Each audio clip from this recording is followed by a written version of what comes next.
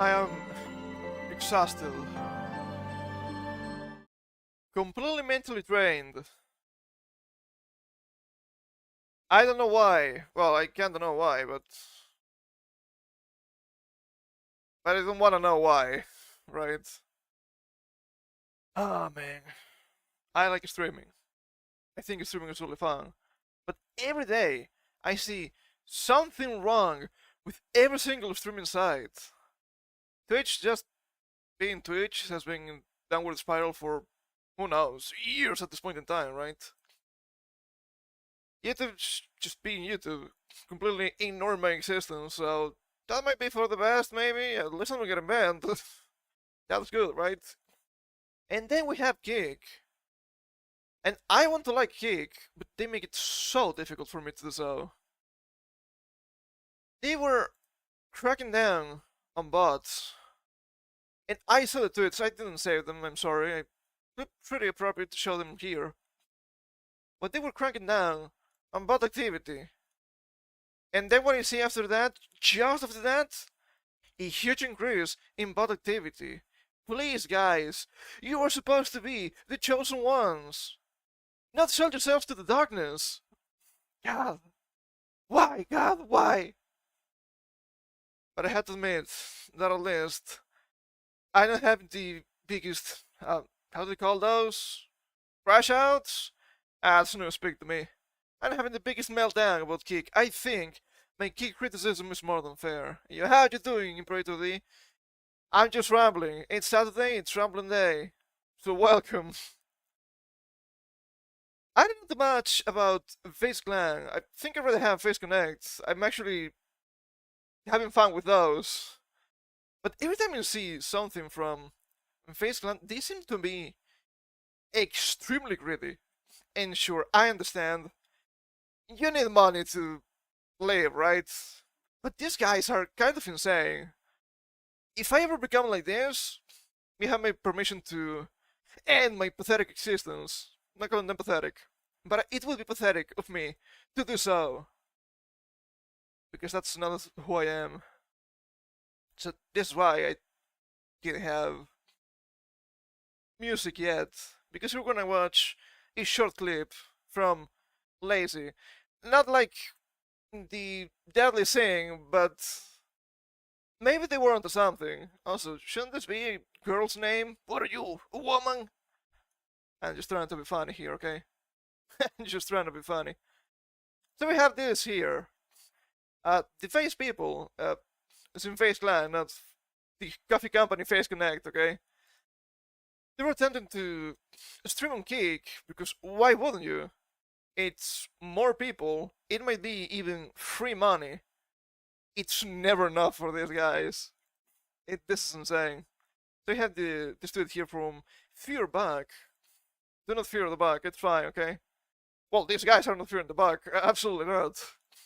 Laser reveals he will no longer be multi-streaming on Kick after making only $1,500. That is 1,500 from a 9-hour stream yesterday. This was earlier this week. Saying the money isn't good enough. The money's not good enough. 1,500 from a 9-hour stream, sure. I get it, okay? That's not Asmongold levels of money. This is more than huge. This is... Well, if you're going with D&D terms, this would be gargantuan. This is a lot of money. From a 9-hour stream, 1,500, I'm assuming just from people watching, not subs, donations, and all that. That's insanity. So let's listen to this guy for a little bit. I have decided that I'm not going to be multi-streaming on Kick anymore. Seems to me that's a little bit low. Let me crank that Soldier Boy a little bit. I told you guys it was an experiment that I wanted to test out to see. An experiment. Sure, whatever. See if it was worth it, if I liked it. And to be honest, it felt like I was separated from two chats. That's number one. And number two, being completely honest and upfront with you guys, the money is not good enough. It was. The money is not good enough.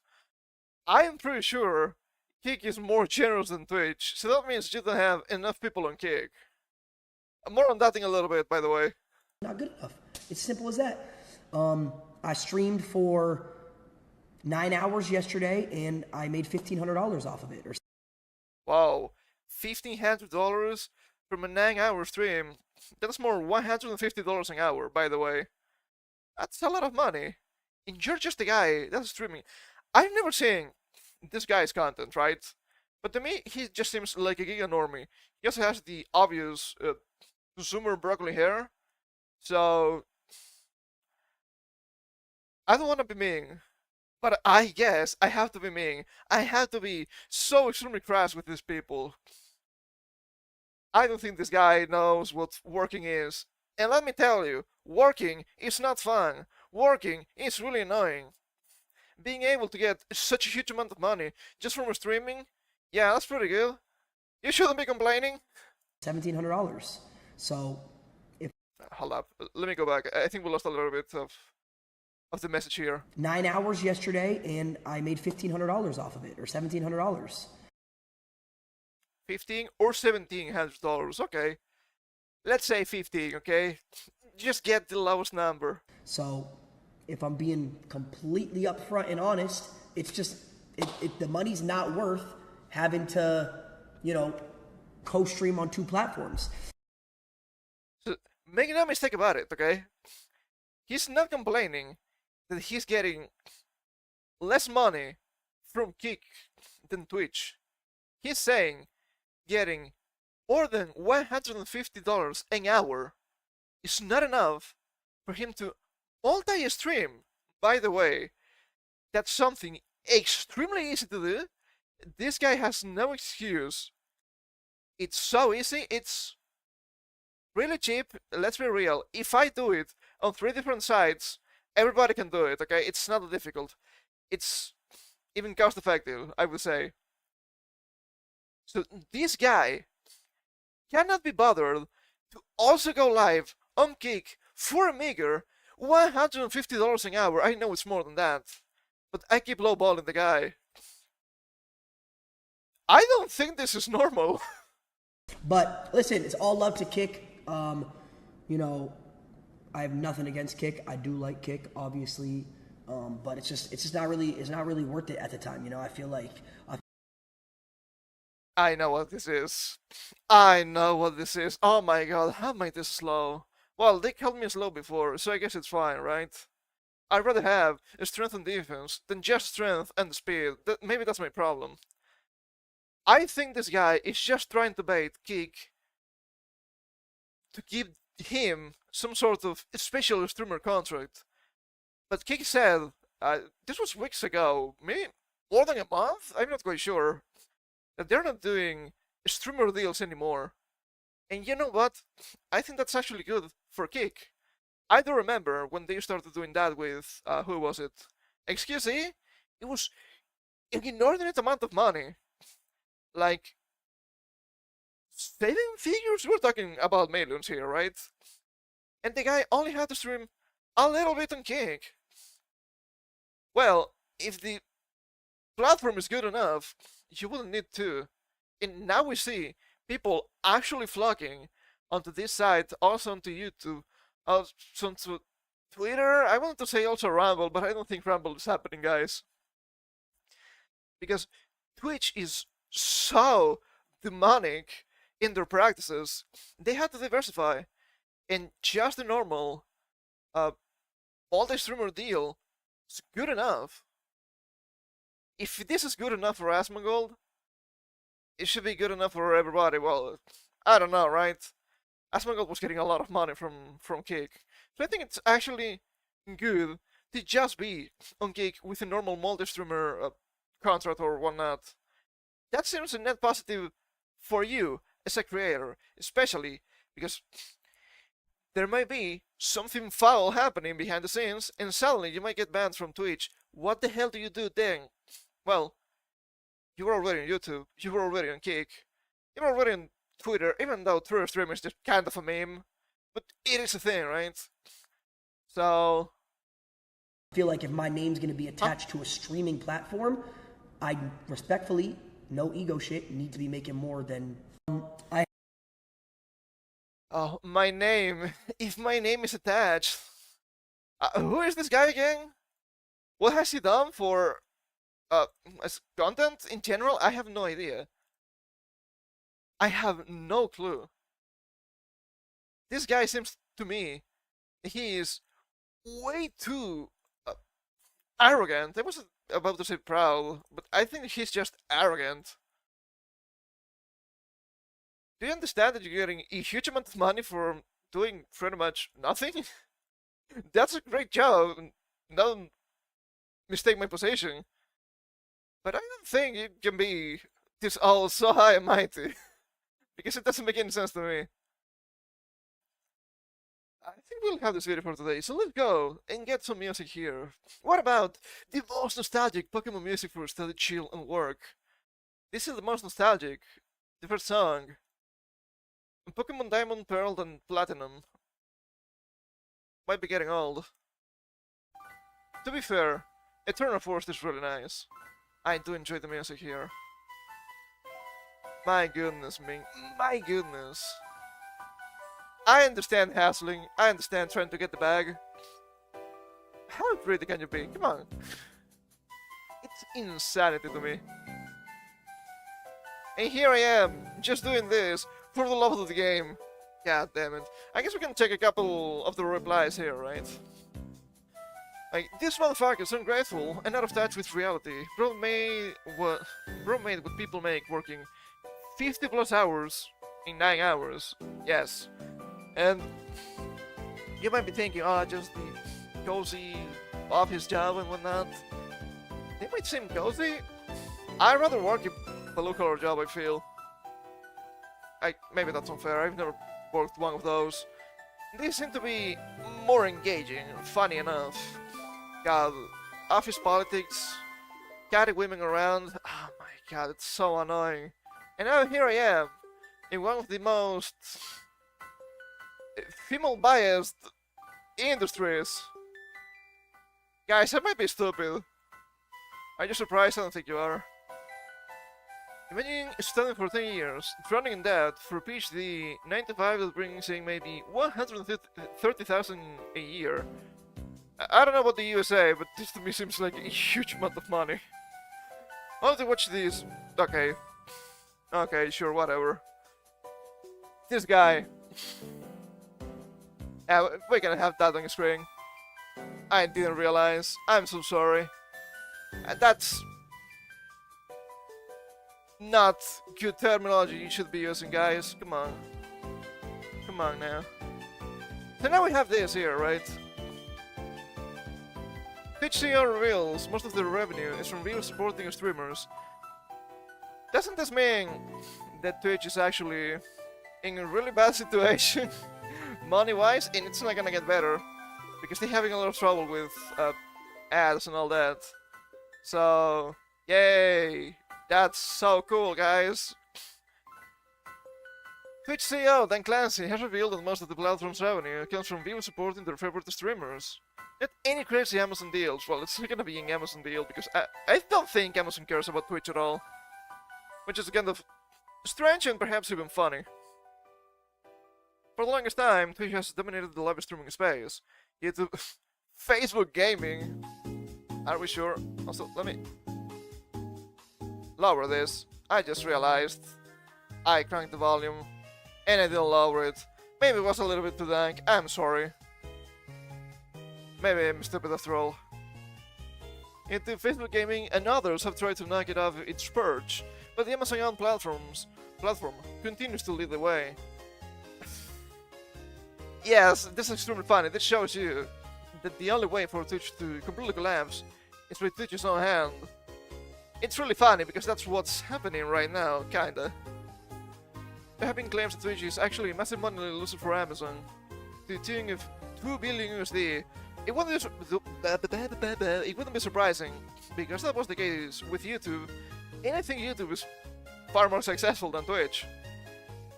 It may be sold off or shut down in the coming years. It might be, not because of the money loss, not this money loss at least, but other things happening with Twitch. Like, bigger money loss is coming, or, I don't know, perhaps they might get sued because they're actually defending Hassan Piker. Look, I do believe that people should have free speech. What a hot take, I know. Only the most nuclear takes here. The guy's actually promoting terrorism. I don't think that's good. I don't think that's in the confines of free speech. I do believe promoting terrorism is against Twitch TOS, because obviously it should be, and I'm pretty sure we've read that, and it's actually against TOS. But he's not getting banned. Not actually banned. Like a 24-hour suspension. Oh, it was really lucky for him, because he wasn't gonna stream anyway. Twitch, please. Dan Clancy, please, stop. Dan Clancy, more like Down Clowny. But I'm not even laughing. However, that hasn't been the case to this point, and the platform has already announced some big changes coming in the next year. Let it rolling around and around in another world. Big time changes, okay? That's a good song.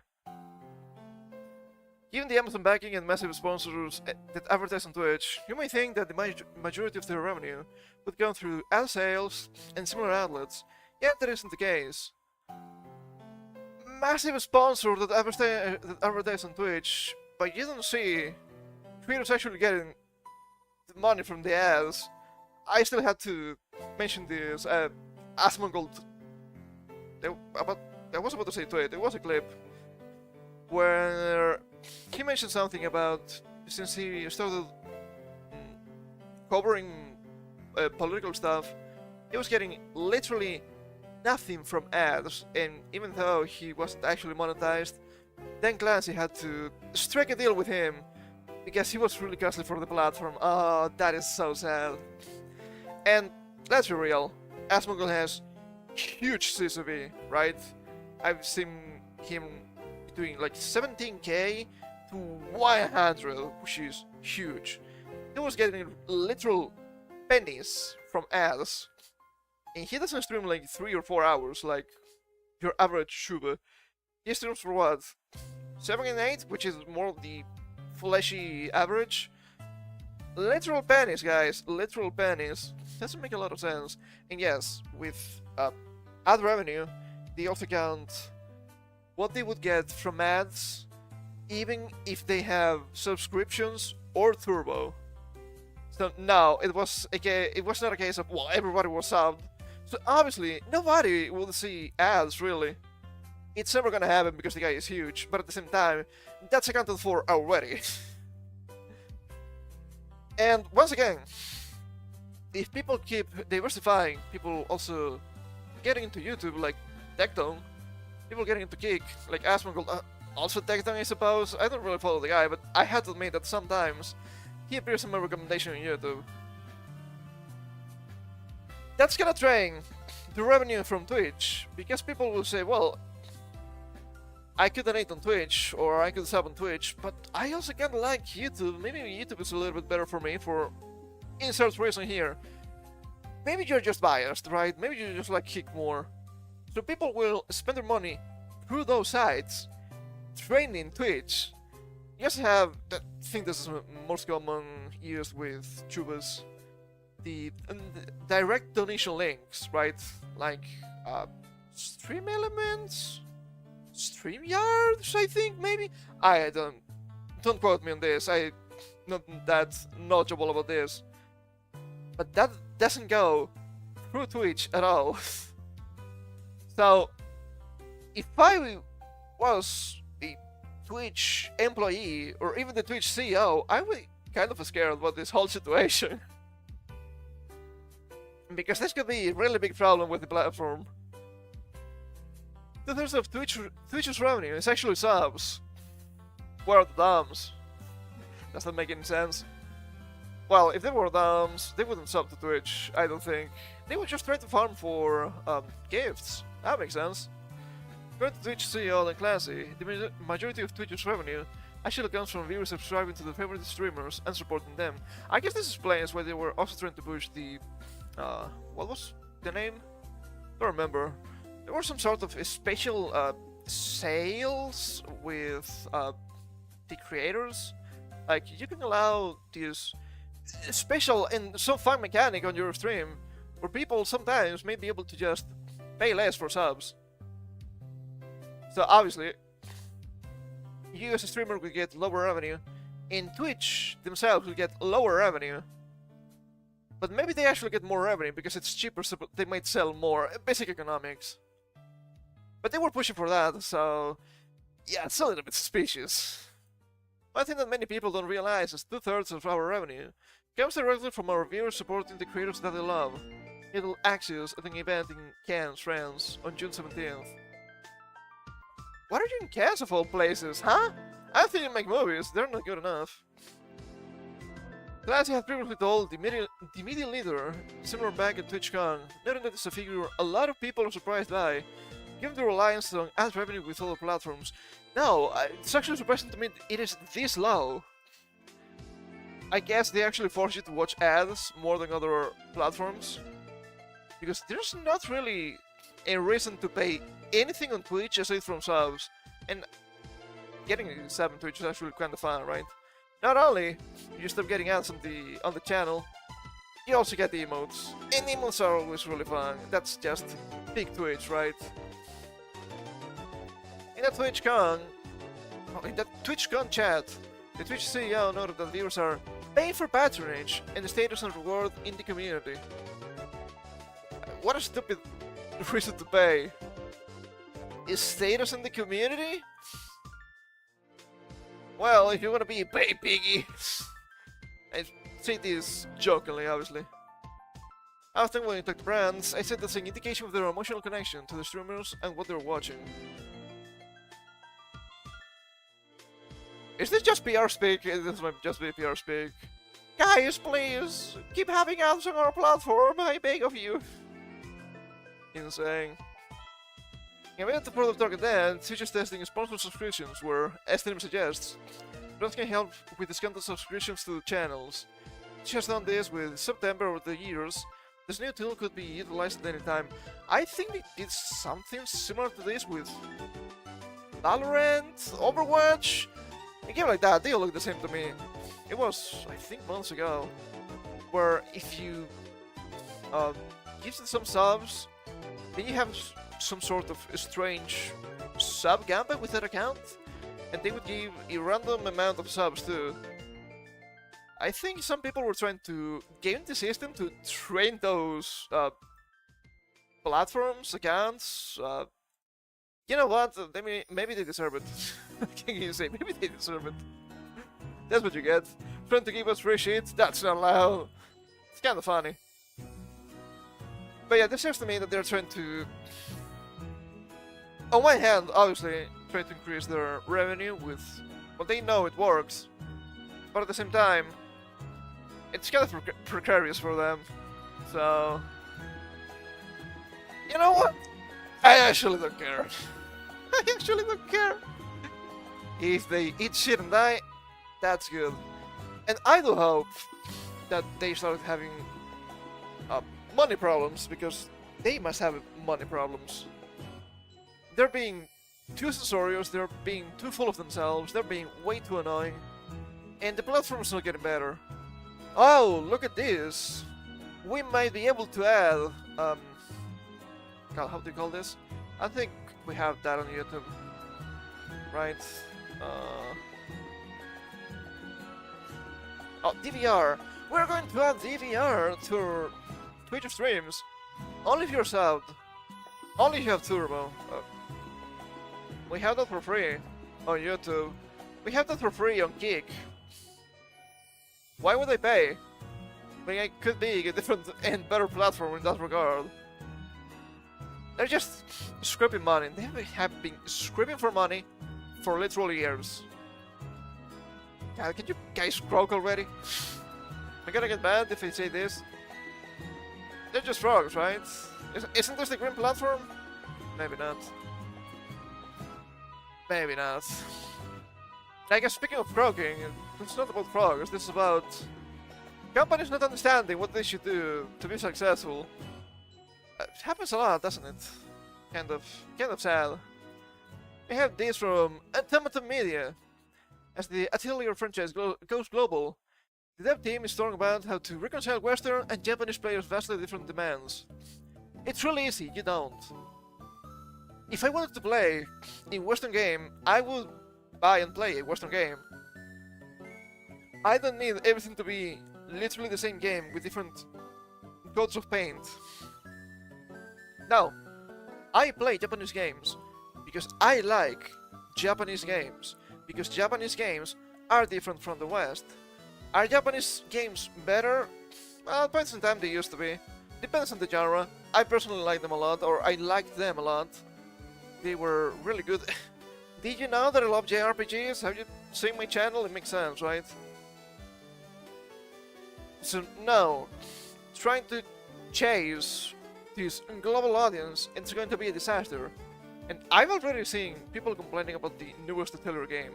Not the Rise ones, the new one. I don't remember the name. It's a new girl. How everything was toned down, even mechanics-wise. Everything was more simplistic. So the game ended up being boring. How many times have I said this? Please, don't take a shot every time you say it. You're gonna die. Welcome to the jungle, baby. As the game goes global, title producer Hosoi Junsu shares his insight on the differences between the Western and domestic player bases. Koei Tecmo, and I've seen a lot of people who don't want to say complain necessarily, but criticizing Koei Tecmo recently because they have been making strange decisions with their games. And I've seen their list of games. No game seems to be egregious to me, but I haven't really played them, so maybe they have been changing for the worst. If that's the case, I'm sorry. I hope they can fix that. So, given this article here, I guess those criticisms might be onto something here. Koei Tecmo recently announced a brand new mailing entry in the Atelier series. Atelier Wrestler Rihanna. What are these names? There's no way you, as a Japanese guy, can say this name. This is Rihanna? I have no idea. It's a little bit too early for them. I've just seen Japanese people speaking French, it's hilarious. Anyway, the Red Alchemist and the White Guardian. She looks more pinkish to me, I guess that's fine. Maybe it's the guy actually, right? Because the guy looks a little bit more red, and the girl looks a little bit more white. I have no clue. According to the creators, this new title will bring back classic Atelier-esque mechanics, releasing on September 26, 2025. So this is the new one that hasn't released yet. So hopefully it's better, right? For PC, Steam, PS5, PS4, and Nintendo Switch. And that the PS4 port of the game will only be available in Japan. This is hilarious. It's short tangent here, but we've read how Sony's planning PS6. They keep releasing games on PS4. Are we sure PS5 exists? Are we sure that it has games? They will tell you it's being a huge success. I've seen some charts recently. I didn't save them, sadly. Wow, it's been the most profitable since the PS2. Well, yeah, the PS2 wasn't like, what, $800? Maybe close to 1,000 if you buy the Pro version with the Olden thing, the altar? I don't remember. The thing you used to place the console on top, and it had some other strange accessory, I think. Of course, a strange accessory, say. No, it was actually the Blu-ray tray. I'd say that's actually quite important. So yeah, you only need to sell, what? 25% of what you sold with the PS2? And when talking about games, also those charts weren't corrected for inflation. So make of that what you will. I still believe that PS5 was a massive disaster. Tomaton recently had a chat with producer Hosoi Junsu about the Atelier series' worldwide success and how it has affected his approach to development. Look, it's really easy. People like Risa. Why? She has massive thighs. Is that so wrong for me to say? Maybe it is, but I know I'm right. I guess the game is also fun, I never played it. I don't remember a friend of mine playing some of these games, I think, back in the PSP. seems to be like a crafting fiesta, which I might actually really enjoy. And maybe I should get to the artillery games, given that other RPGs I like want to go in a different direction. Got my losses or whatever. That might be useful for once. The huge gap between Western and domestic demands seems more apparent now, and that requires a more careful approach when it comes to improving their games. However, also says that the authority team is carefully listening to each opinion or comment that tries to send their way. I don't know who told you this, but I think they're wrong.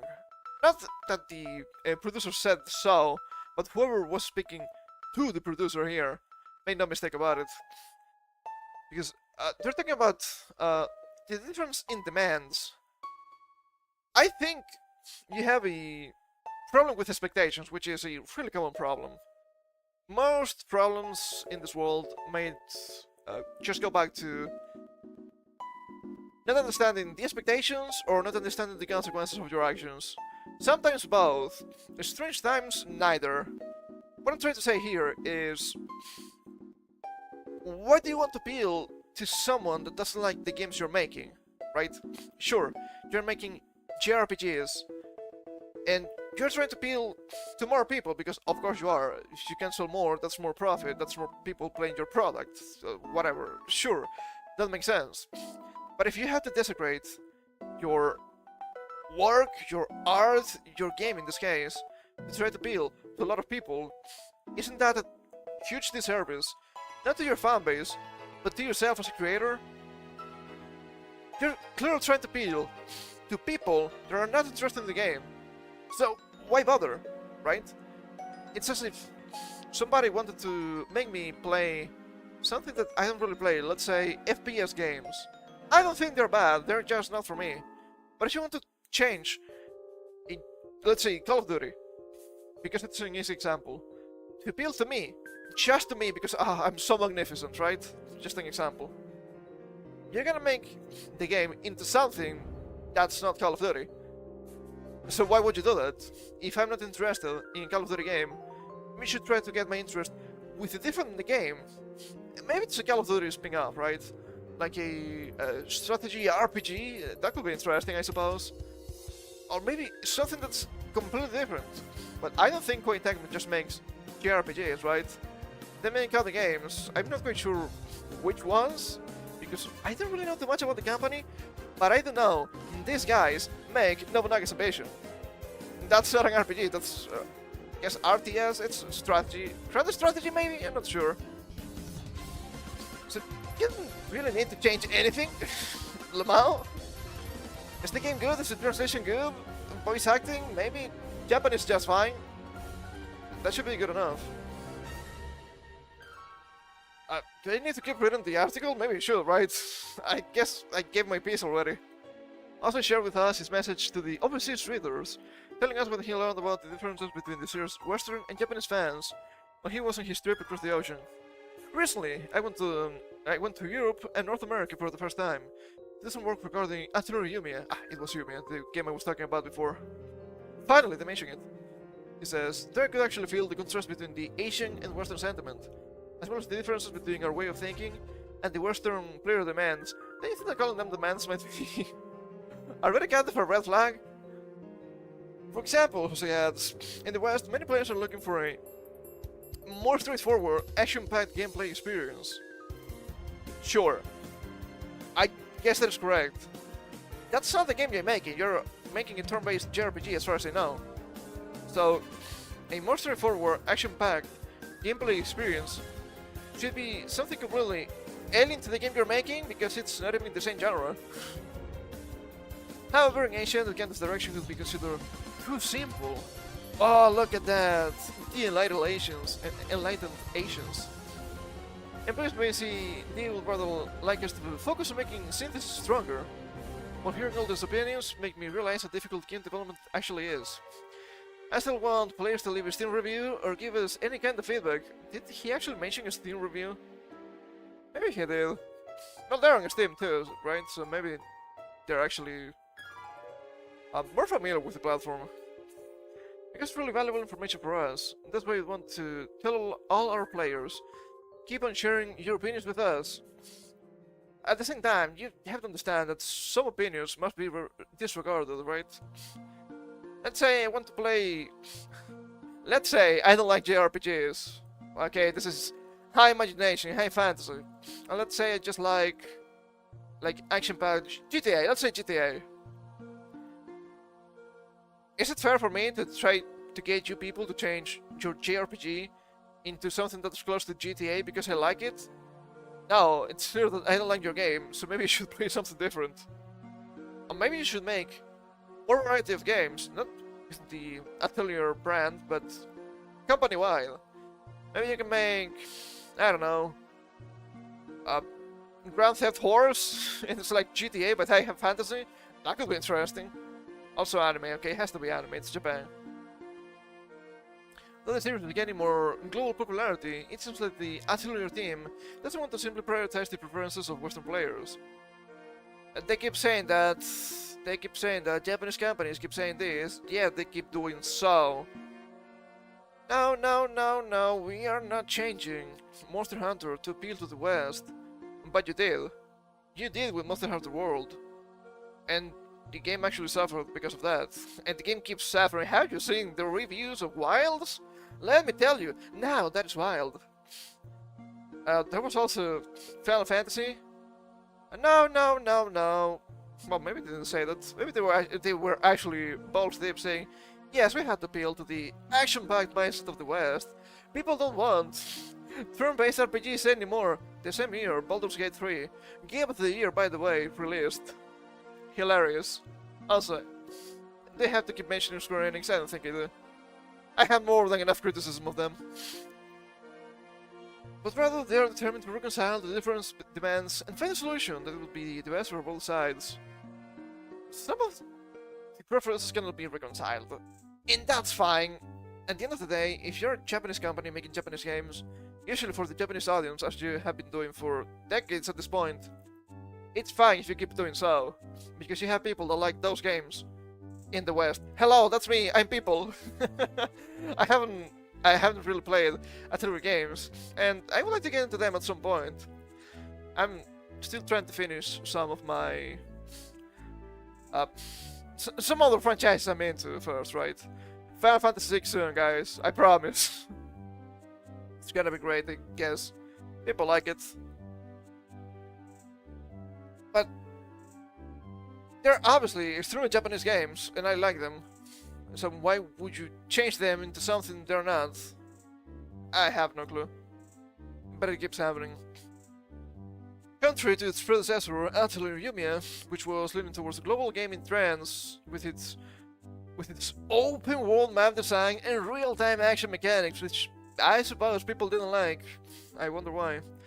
Atelier Rosloriana, what a mouthful. We'll be going back to basics as a classic turn-based RPG, inheriting the spirit of Atelier Sophie 2. That seems like a good change. Now that seems like a return to form. This is not the episode, okay? Taking all this into account, it appears that the developers are taking the freedom to make different game design choices for each next game they create, without leaning exclusively towards one market or one group of players. Trying to find a solution that is the best for both sides certainly isn't easy. But as Hosoi said, keep sending all your opinions and suggestions. That way developers will be able to improve their games and make more content that fans will actually enjoy. I have some related articles, I don't think we need those. But I actually have comments today. Thing is, sure, I don't mind companies trying new things. The problem is, when they try new things, and the new things are not good, yet they keep going that way. I do hope they learn that this Atelier Yumiya was not actually really that beloved for fans, players, customers, whatever you want to say.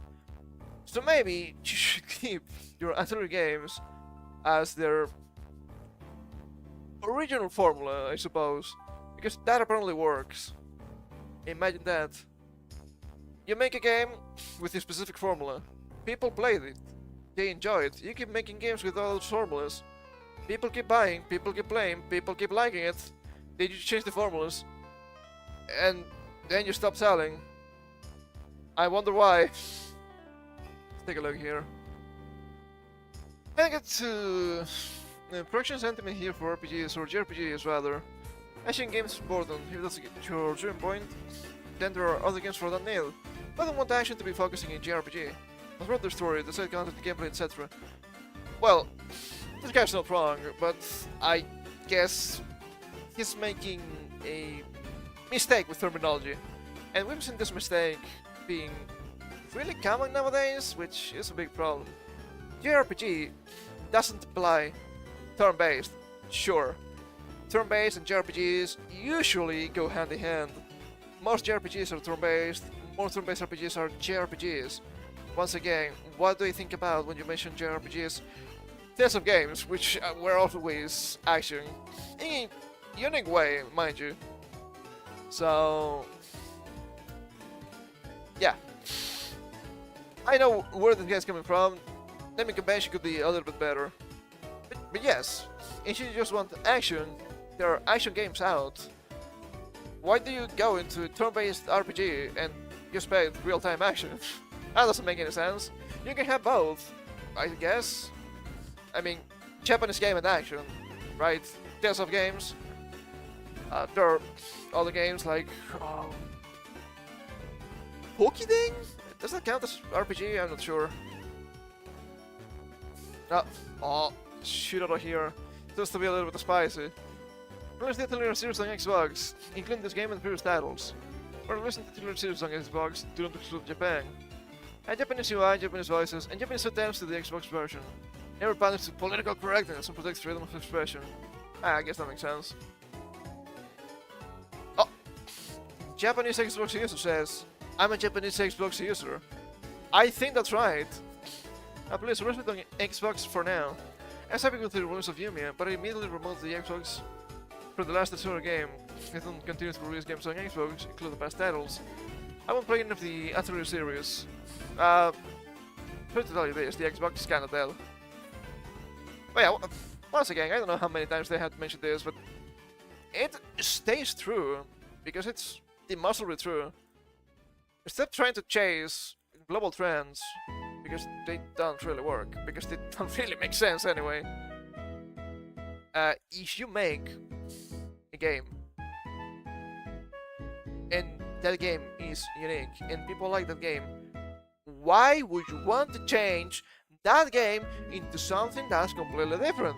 I just don't understand. But it keeps happening, it's so strange to me.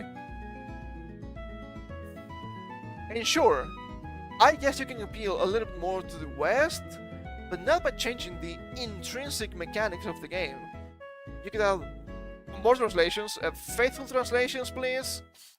You could have... God, am I evil if I say this? Maybe I am.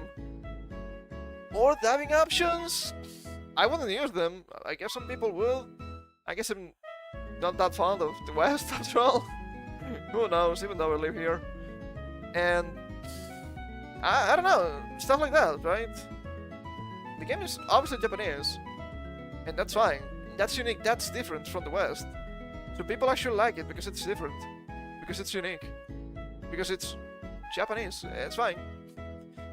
I do enjoy, to this day, turn-based RPGs. Also, I think I'm getting older.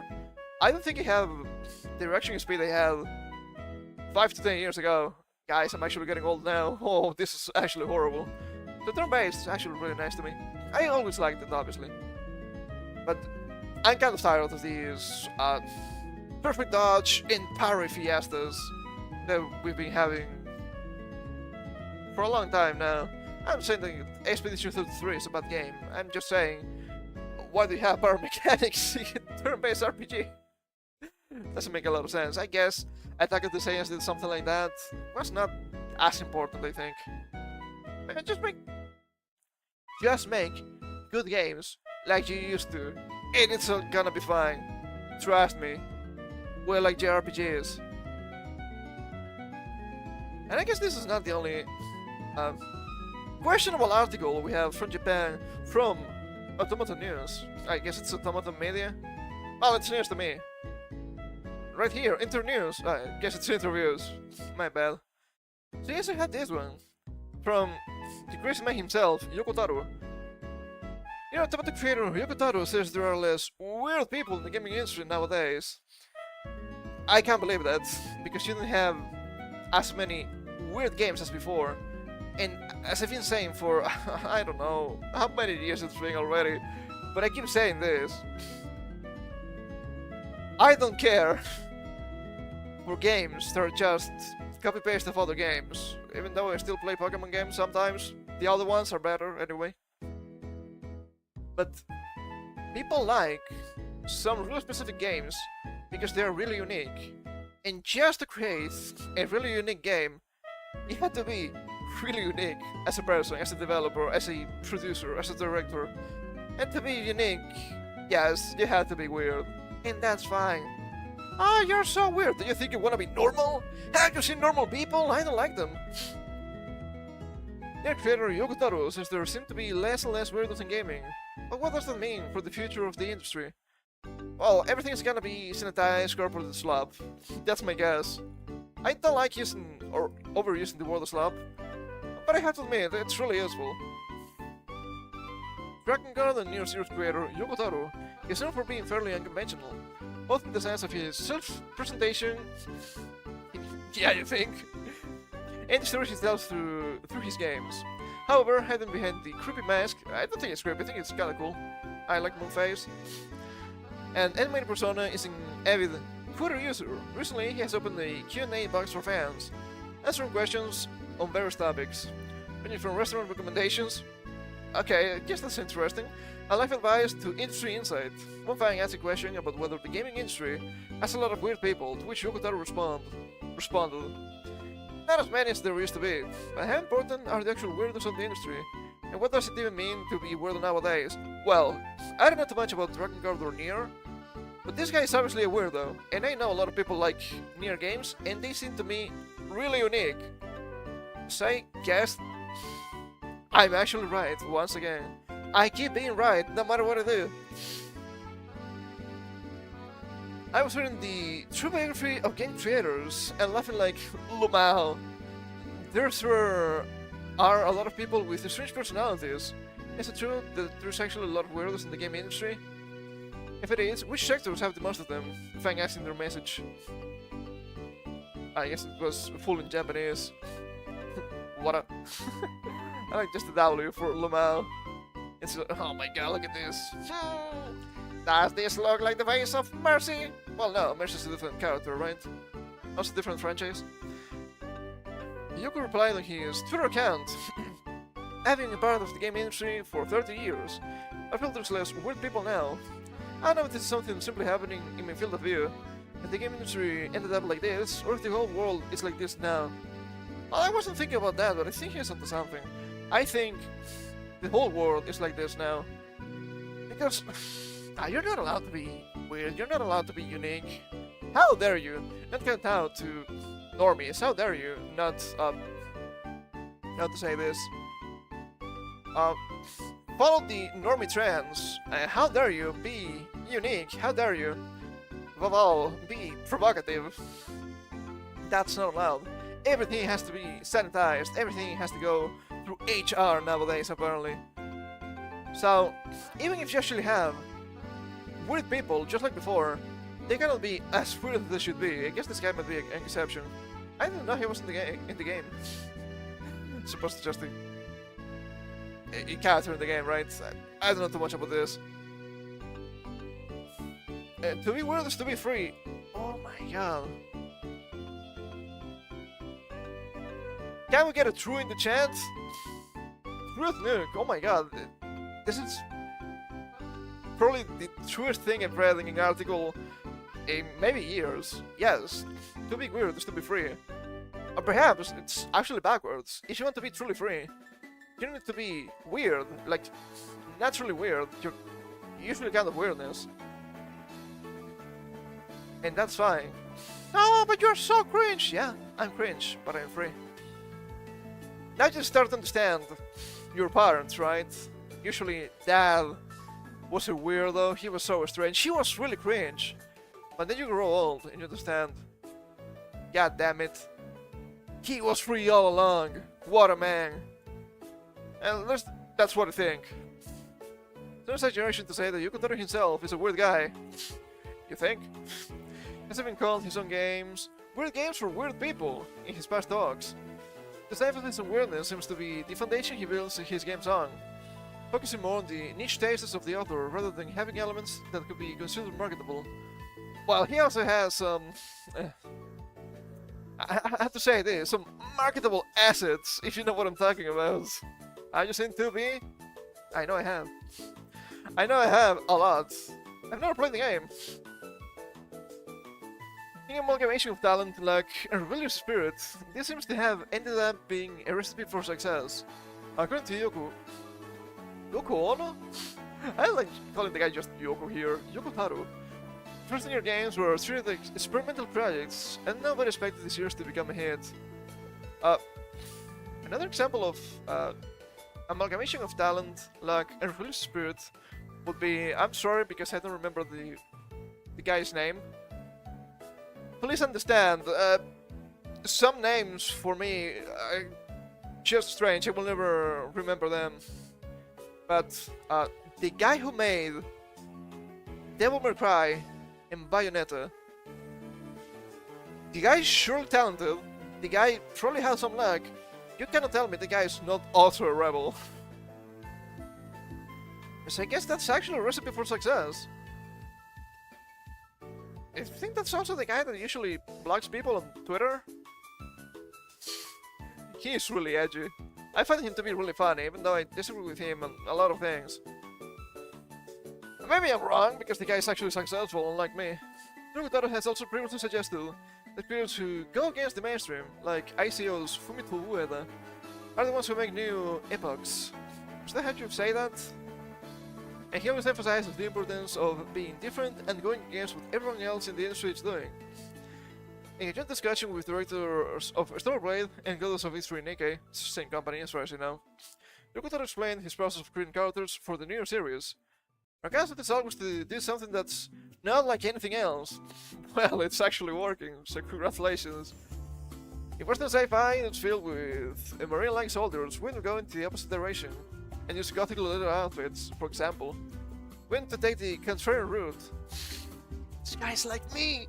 He's just like me! But I truly understand it. And it makes sense. You don't want to be like everybody else, why would you? You're a weirdo, you're a nerd, you're so strange. Did you want to be an army? So why would you follow in the normie steps? No, you're gonna do something completely different. And you know what? It works! Because it's actually good, because it's actually interesting, because above all, it's actually unique, in a good way. If what Yoko said in his Twitter post is true, and there are actually less weird people who challenge the norms and create games which go against the expectations and demands of the market, what does that mean for the gaming industry? Yoko has already shared some of his predictions on the future of the gaming industry. I think that game developers probably won't be able to make a living in the future if AI takes over, and that in around 50 years, they will be treated like bards. Well, it's a good class, right? At least in D&D. However, he advises his fans to take all his predictions with a grain of salt. I think people look too much into the AI stuff. And I do understand that AI, as a tool, really useful, extremely powerful. Just using AI to make games and the like, I think that's a great mistake. I've seen some tweets recently. Now, well, I'm always in tweets recently, right? God, I hate Twitter. But I've seen what looked like an AI-generated game, right? It was like an anime kid throwing around in something that looked like, I don't want to say medieval market, but maybe it was a medieval market. A kid just going to the docks just to fish a little bit and all that.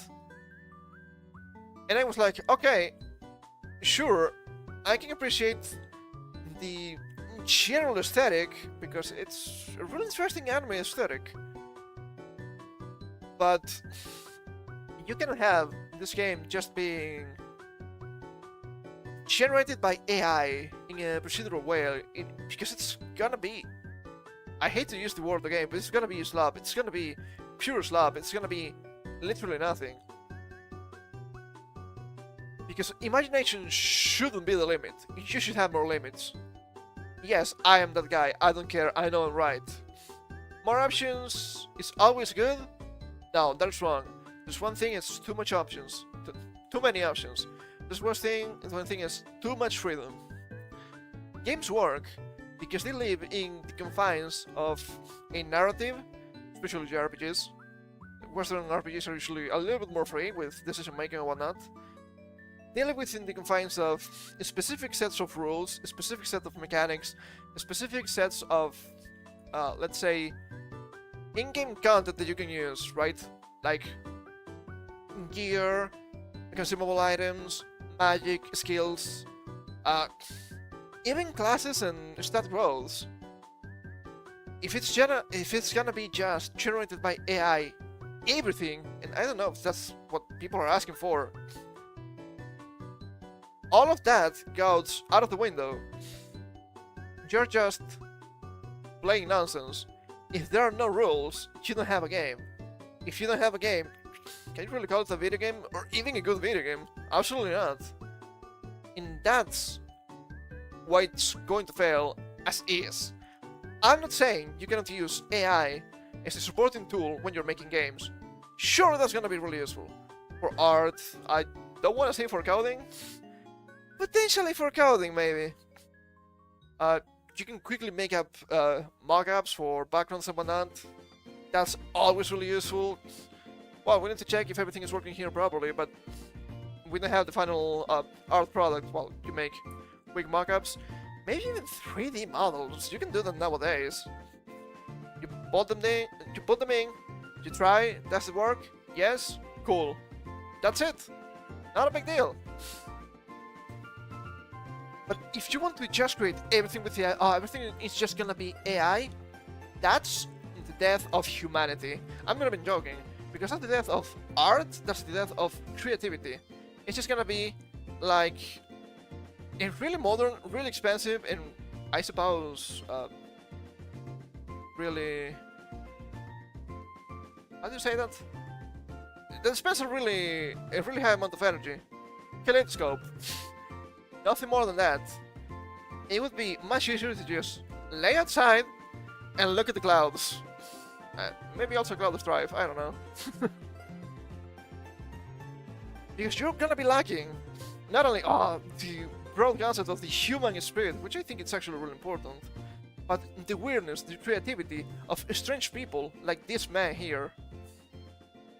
I guess I got a little bit too much into the AI thing at the end, but I think it's actually an important topic to mention. I feel like the lack of awareness plus the rise of AI is going to go hand in hand with making the gaming industry more sterile. I think he said something like this, right? So yes, I agree with this guy wholeheartedly.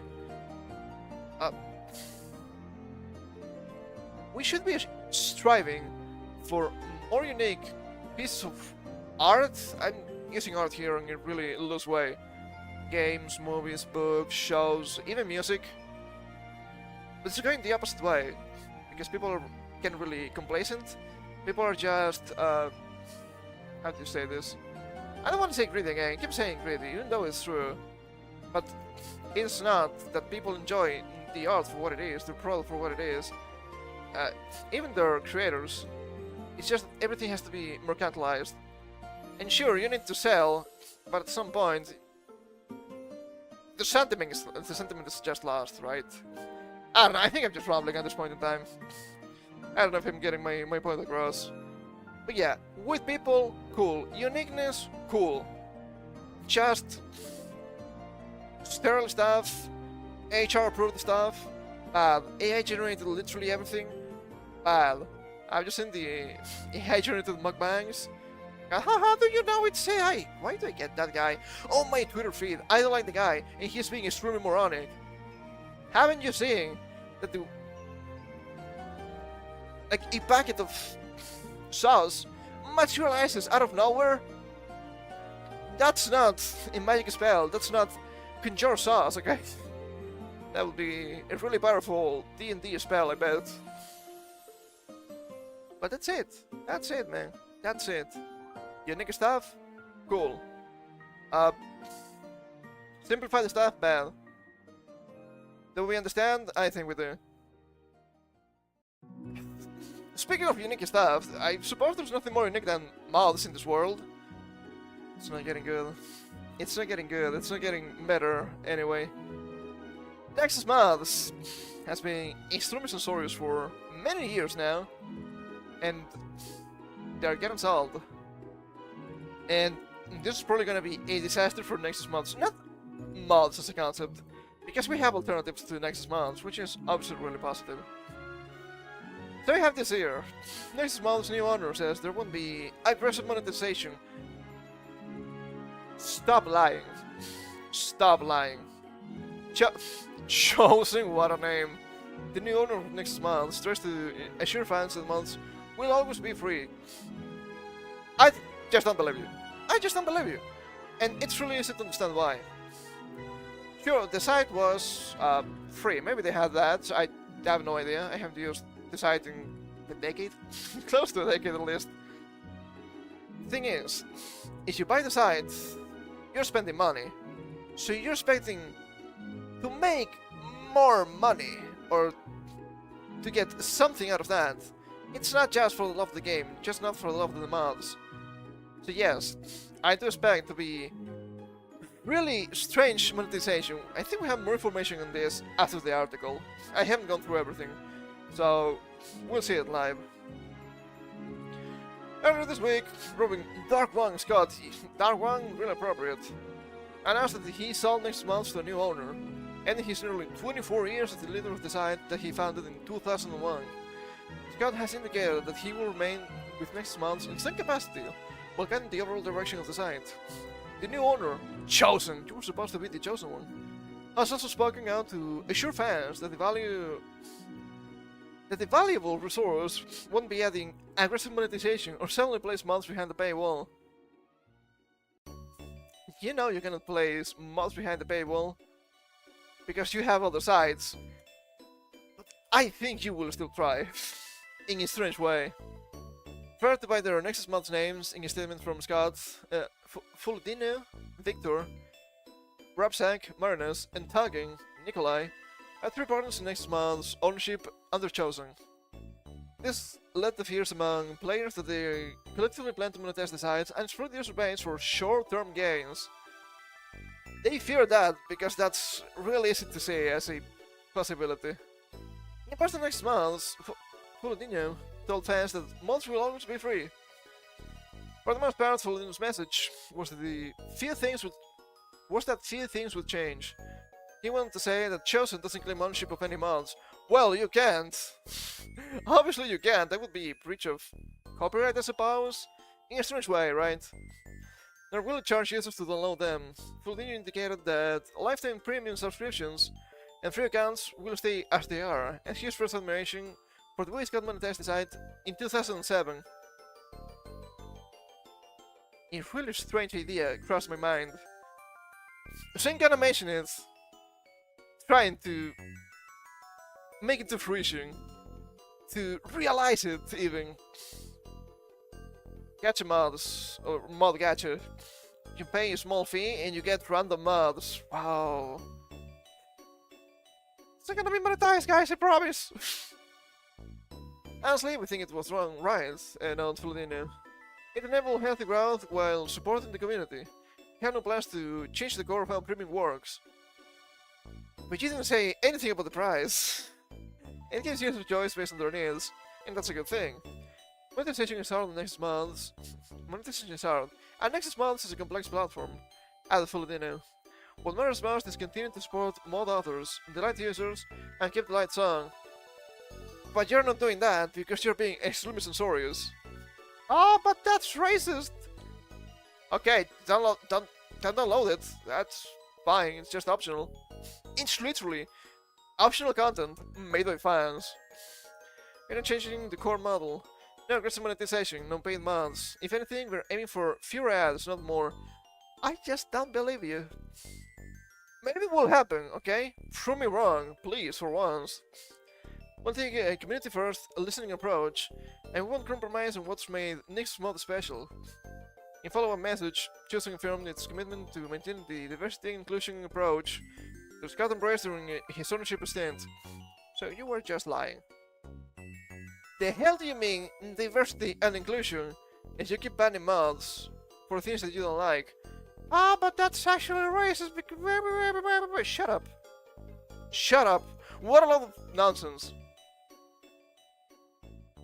If you can make a white character like Gerald de Rivia just not black as African American, but literally black,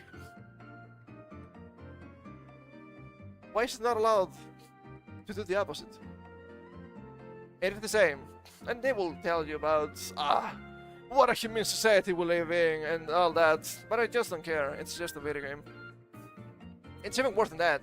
It's just a fan-made mod for a video game. And to this story, received a response to my questions about whether Next Mod's hardline stance on diversity and inclusion, its approach to moderation and service of that will change their new leadership. Okay, I don't know. I don't know what they're trying to say with this. It's a little bit too fragmented for my small brain. For now, Chelsea seems to have said all the right things to assure fans that nothing will fundamentally change. However, Follow didn't specify how the leadership team plans to reduce ads on the site without losing the income they bring in. Yes, that's the problem. That's why people are a little bit on the edge here. Because they know you made a huge investment. It was chipped by the site. You made an investment and you need to see some dividends. We know how it works. It's basic economics. What about the comments? It would be foolish to try and aggressively monetize a site like this month because people will just go elsewhere. People are really adverse to change. Have you seen Twitch? And once again, obvious example. The key to a site like that is to make sure you're actually providing something of value that people will pay for. They did pretty well with the premium support offering, so I'm curious to see what they plan to do. It wouldn't be unheard of for people to completely F a site that had a great user base and community. I feel like that happens a lot too. I predict that will turn out to be a lie. Yeah. Somehow, his choice of words just doesn't quite reassure me. Seriously, what is aggressive monetization exactly? What's the difference between aggressive and typical monetization? Frankly, I would rather they don't monetize mods at all and simply be a bit more encouraging of users to tip the mod creator. Which is fair. It is fair. I guess some mod creators have patrons and whatnot. I don't know if they're successful or if they even work properly. But it's kind of a cool way to support those guys. They are kind of working for free, which is not the best. That's nice, okay, that's nice. I think that's pretty good. But yeah, I can only assume that next month is gonna be even worse going forward. There's a heavy tweet here from Borrow Dark. I think it's kind of a thread actually. It seems that next month is going 100% corpo. Surely that's good. Just going corpo? Nobody made my mistake by doing so. Your new owners seem to be involved in some cringe Get Good gamer masterclasses and judging by the past. I personally believe we should be worried they didn't purchase next month for the good of the gamer kind. Gamer kind! That's no one. It's never good when one of those people has posted a gaming startup monetization cheat sheet that claims in-game purchases and NFTs are a top tool for monetization. It's gonna be kind of small here. I should make this bigger. Hold up. It's kind of scuffed here. Okay, so we have top tools for monetization. Ad monetization makes sense. In-app purchases, I guess that makes sense. Digital goods and NFTs. NFTs? Is this 2022? Sponsorship and influencer marketing. Maybe it was 2023. I don't know. I'm old. I'm forgetting stuff. Affiliate and referral programs. Some of these make sense. Some of these do not. Monetization models. Monetization models. First of all, play to earn. God, it's gonna be an NFT disaster, isn't it? Oh, Jesus Christ. Mods is NFTs. Well, it's not actual money. It's crypto. It's not the same. God damn it. Microtransactions, pay to play, and subscription models. Of all of these, I think the worst of all, it's not microtransactions, it's play to earn. Microtransactions is a close second.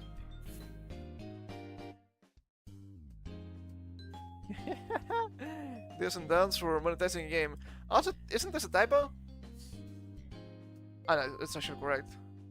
It's actually correct, my bad. ESL, please understand. First, don't over monetize early, and avoid bumping and avoid, I suppose. Are these guys ESL too? Bombarding users with ads or pushing too many in-game purchases early in the game lifecycle. Funny. He's trying to get you, huh? Both Victor and Marino's names lead back to choosing. Whose blogging is? We partner, we amplify, we conquer. Oh god, this is gonna be a disaster for segue. They're both listed in the LinkedIn employees. We partner with founders to help scale what they've built, amplifying their impact, supporting their team and culture, and ensuring the business thrives for the long term. Check out the roots in gaming tech, and most importantly, they give a damn how the side, the community, and the future we're trying to build here. Not so sure about that one. We partner, we amplify, we conquer. Great. And this is the LinkedIn, I suppose. In the train, he met two incredible founders today. They built something tens of millions rely on, but almost no one knows their names. The best products don't chase attention, they earn it. They earn it to play. This meeting isn't just about learning, it's about thinking bigger. The right people force you to challenge your own ambition. Let's see where this conversation leads. Maybe, just maybe, we'll get to work together. You cannot copy me. I say that all the time. Oh god, what the hell? CPTO and co-founder of Chosen. Great. Great. January 2025. Working closely with teams and next months and beyond to build meaningful, sustainable experiences. Welcome, it's gonna be monetization hell. Both of these individuals are also part of a startup called Gamers Class with a Z. You know they're cool. Is this like 20? Not even 20. 2005? Are you a quirky gamer girl? Rawr? Is this MySpace? They had raised a 2.5 million USD funding round to offer online masterclasses to teach people how to play games better. Dude, it's not that difficult. I can tell you how to play games better. Interact with the game mechanics. That's it. That's the end of it. That's going to solve like between 80 to 95% of the problems you have with games. If you still have problems, you may not be interacting enough with the mechanics, or the game might just be hard. That's also the case sometimes. People have been complaining that they were getting charged well after a beta subscription phase had ended, and they couldn't figure out a way to stop getting charged. Hilarious. Game Slice versus 2.5 million to offer masterclasses for gamers on how to get good. Just play the game. Interact with the mechanics. It's not that difficult. Sometimes you need to stop and think about the mechanics. That's part of the fun. I have the team here. There's Victor, there's Marinus, that's... not two guys that... I think the older guy was also mentioned, but... I'm not sure. Names. What do they mean? Your connection is private. Isn't that a problem? I think it is. And the subscription. Yeah. The regular subscription package has cancelled end of September 2020, which I had subbed to. But for some reason, I am still getting charged $4.99 USD. Upon logging into my account on Gamers Class, I didn't see any active subscription, but I'm still getting charged. That was March 2021. I hope they fixed that. But it's not a good look. What they have here. Oh god, not the gamer cards. I guess it's football. They also similarly created / being involved with several other social entities like renders. What is with you people and these He has to end with the Z here. I don't understand. Stop it. You are not cool. You are not Dragon Ball, okay? You're just saying EA, FC Mobile Database, and Edify, which is coaching. Coaching? Is it kosher? Coaching / content creator hub. So personalities can build new revenue streams. What the hell? And you want to spend inordinate amounts of money to get some football cards? It's Ronaldo. It's also massive. Well, it is an absolute mess, that's for sure. Also have this here. Should we read it? Maybe we should. While I may be primarily known for my success as founder, I'd rather be known for my failures as an entrepreneur. Yeah, that might happen too. I started and failed the 5 startups before I founded Gamers Class alongside Rasmus Holmgaard, which didn't seem to be all that successful. I mean, maybe it was successful money-wise, but I don't think it was that high quality. Also, you probably don't know, but Gamers Class was a pivot Rasmus and I did from a food app called the Food Book. Huh? I don't understand. Pretty crazy, yeah? More like nonsense, for sure. Although he successfully exited the Gamers Class, it was only partially successful because I still dreamed of building something else with billions of users. I never really achieved what he said in Gamers Class to become. What is with these types? This is foreshadowing, by the way. What is with these types? And wanted to be seen as saviors, as extremely successful by millions, if not even billions. Jesus Christ, you don't hate them enough. 5 failed projects that led me to consider myself a serial entrepreneur today. Marketing agency. The lowest of the low. Marketplace for redundant tasks called Redundant. Esport deal set called Esports Deals. Platform for tips on how to get babies to fall asleep called Baby Sleep. Food app called Food Book. You know what really works well for getting babies to sleep? Music, apparently. I don't know, that may be running in my family. Apparently, yes, babies will enjoy rock and heavy metal. It's in my blood, I guess. Plus, a long list of failed personal goals as an entrepreneur failures and how you handle them define you even more than your wins. Did you really even have a win? I guess he did, monetary-wise. Which is a big problem. That is still foreshadowing. I encourage you to examine your failures more deeply and learn the positive lessons that make you who you are today.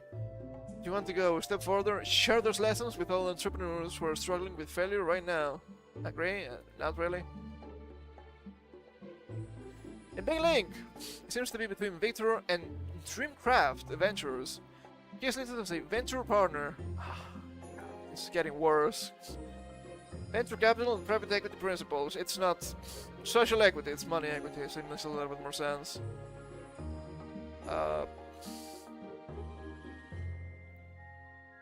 Venture partner, yep. Right there. 1 year and 8 months. The next month's site mentions Block 3 Gaming Ltd owns the copyright. This entity was incorporated in 2007. Subwood Bitcow Ltd was incorporated in May 2025, of which Victor is the director of. And yesterday they obtained significant control of Black 3 Gaming. Wait, does it have to be black? So it seems he founded this new company in the UK to acquire Black 3. It seems a little bit foul. Maybe it makes sense. I don't know too much about this kind of business, but doesn't look good to a more normal person like me. The parent company of this is Susek Limited, incorporated in 1962. It's a diamond company of a law firm called Hogan Lovells International LLP. They invest a shit ton, and all of this is really just pennies in a bucket for them. Grand investment. God damn it, keeps happening. Okay, Black 3 Gaming. They have Double Bitco Limited with significant control here. Have Susek Limited, London. October 1962, that is correct. Susek Limited. Size micro, yet they have been around for 60 years. It stays dormant since 37 years ago. Is this illegal? I don't know how this works, but it doesn't seem to be normal stuff what we're seeing here. So let's read the conclusion here. From everything I found so far, it just seems like a really convoluted trail of startups and social platforms that have either failed or have made no real impact, and when pairing that with the monetization cheat sheet, it really doesn't look good for the future of next month. Well, maybe they deserve to collapse after all, so I will be cheering for them to collapse. Turning to this group isn't about making the platform great. It wasn't about finding the best entity that could throw as much money as possible towards the site to keep it alive and thriving. These individuals haven't done anything to better the industry, and in fact, many of their ideas have been completely rejected by gamers. Pay-to-play, NFTs, subscriptions. These all screams to me prioritizing monetization over player experience. They don't seem to have any passion for the industry. The rumor is that next month has been sold for 70 million USD. That's a lot of money for a mall site. If there is even close to being the truth, it only shows that Dark One didn't give a damn about the platform or the platform's 30 million registered users. He took the biggest payout he could get, his hands on, and didn't give a damn about what would be best for gamers. Well, they don't really care if they are censorious anyway. So what else did you expect? If that was his focus, he could have gauged reactions by posting about his struggles on social media. He could have openly communicated his troubles on the website, and advised how he was looking for a suitable successor. Transparency is what so many of us ask for nowadays, plus active praise, and rarely do we get it from companies. Even mod sites. As an individual, he had no reason to withhold his plans for the future of the platform. Well, just get the bag, right? This all came out of nowhere, and when he withheld information on who acquired it, besides the 3 names of individuals who have come on board to lead this next chapter, it seemed very suspicious. And it seems now we have a good idea why. I guess it is to be expected. These guys don't really care about games. These guys don't really care about anything, really, when you think about it. It's just about making money. If you want to make money, why make mod sites? It's a strange decision, right? I mean, if you like mods, sure, I do like mods. I think they're really good. I think they're really useful. But this shows a huge disdain for the site and the users. Also, this is a great time for us to go into different mod sites, like DG mods. Is it the same as DG mods? I have no idea. I think there was another one that was called like Banana mods, something like that. So we can just bleed them dry. It's that easy. Just don't use it. Just don't use it. It doesn't make any sense, in my opinion, to just have your mod in a single site, right? If you make a mod, you want people to see it, you want people to use it. The more people that use it... Hello? Yo, what the fuck is this? There we go, what happened? The more people that see your mod, the more people that play it, the more people will know you. And in a roundabout way, the more money you will make, right? That makes sense to me. So yeah, this was extremely suspicious, but I guess the reality is actually even worse than this. So, I could have the best segue possible here, because I have something else on the side. You know what? I think it's fine. I think we can do a segue here that makes sense. So, speaking of people, they love to tell you they're so important, they're so big, they're so positive for the industry. And it is time for me to once again talk about Adi Shankar, because this fella is still having meltdowns on Twitter constantly. Berserk mine, lore changed, God's Adi Shankar self-insert. Adi, please, stop. I understand that this is supposed to be rage bait, but this is so low quality. I can only think of this as a really unprofessional meltdown. This guy links here to an interview? It seems like a pure stunt if you ask me. The interview is just filleting Adi constantly. And I'm like, but okay, you're literally speaking nonsense It's a word salad that means nothing. I have actually pre-read the interview for once, so you know it's actually bad. Also, no, this guy doesn't have Berserk. And if he does, he's not getting out of this. He's not getting out of this. Also, this is supposed to be rage bait, word interaction. Sure, you got a bunch of views, but come on, come on. Is this everything you've got? Don't you think this is kind of vague for somebody that's supposed to be, oh, so important, so good for the industry?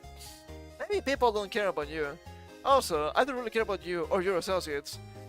So we're gonna read it through an archive. No more clicks for you, Esquire. Adi Shankar has a plan to save Hollywood, but you might not like it. Well, he's not gonna save Hollywood. He's gonna run it through the ground. Which is actually a positive. The outspoken producer of Castlevania and Devil May Cry wants to unleash hell on American animation. And if he gets his way, culture at large.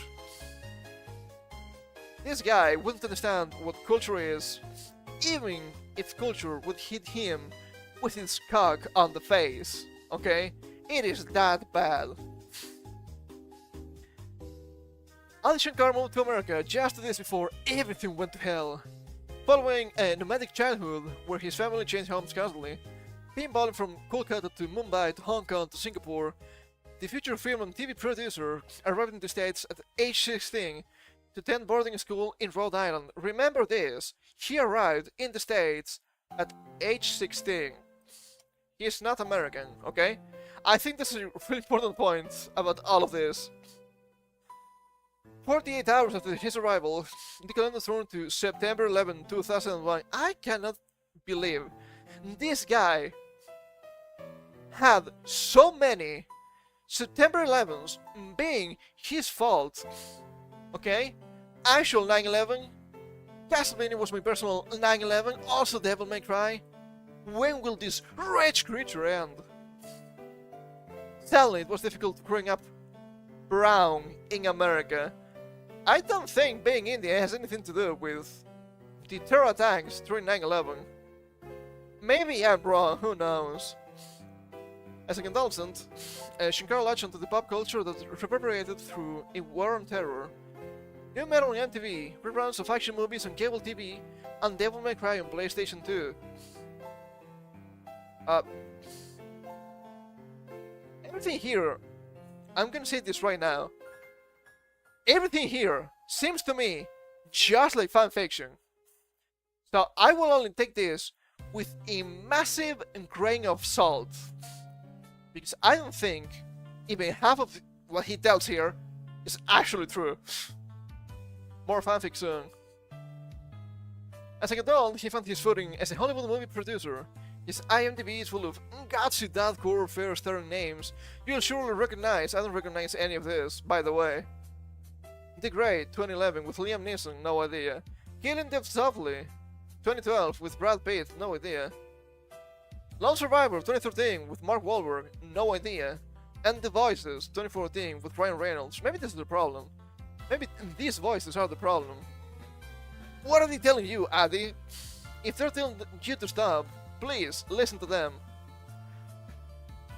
It'll led him to Devil May Cry, his latest animated series on Netflix. Although based on a major video game franchise from Japanese titan Capcom, Devil May Cry is quite personal, reflective of how Shankar saw the world in 2001. Season 1 is about how we all lost something as children, and we spend the rest of our lives trying to reclaim it, or find it or heal from it, Shankar tells me. Okay, cool. What does that have to do with Devil May Cry as a game, as a franchise, as a story?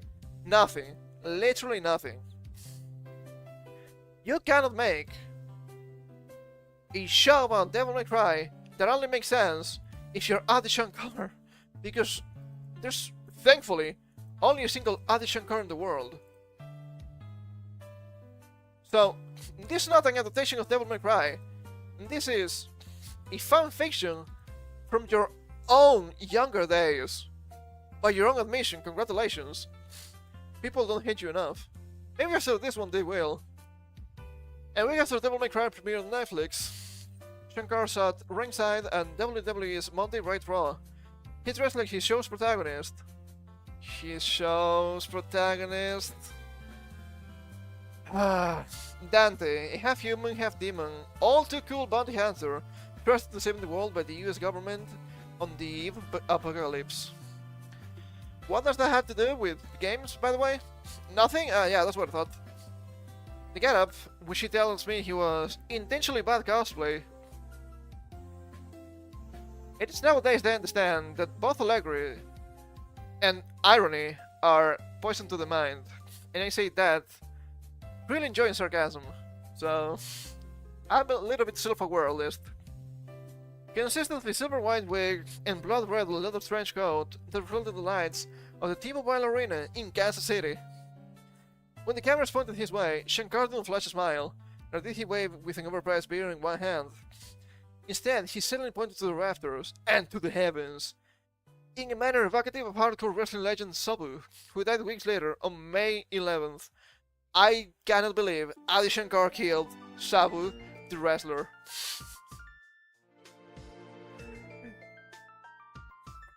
This is part of the fanfiction, by the way, you will see soon. I want to be a professional wrestler, Shankar tells me, weeks later. If you're a wrestler, you live the gimmick. It's a 360-degree art form.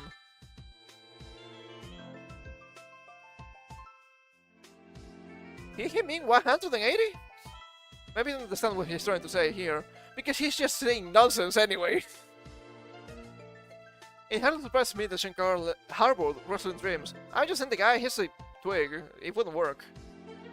Because he's played the heel throughout his career. Through his run making movies starring Nissan and Wahlberg, Shankar's face at red carpets in his esque eye makeup, flowing raving hair, and rock star leather and denim. Bullshit.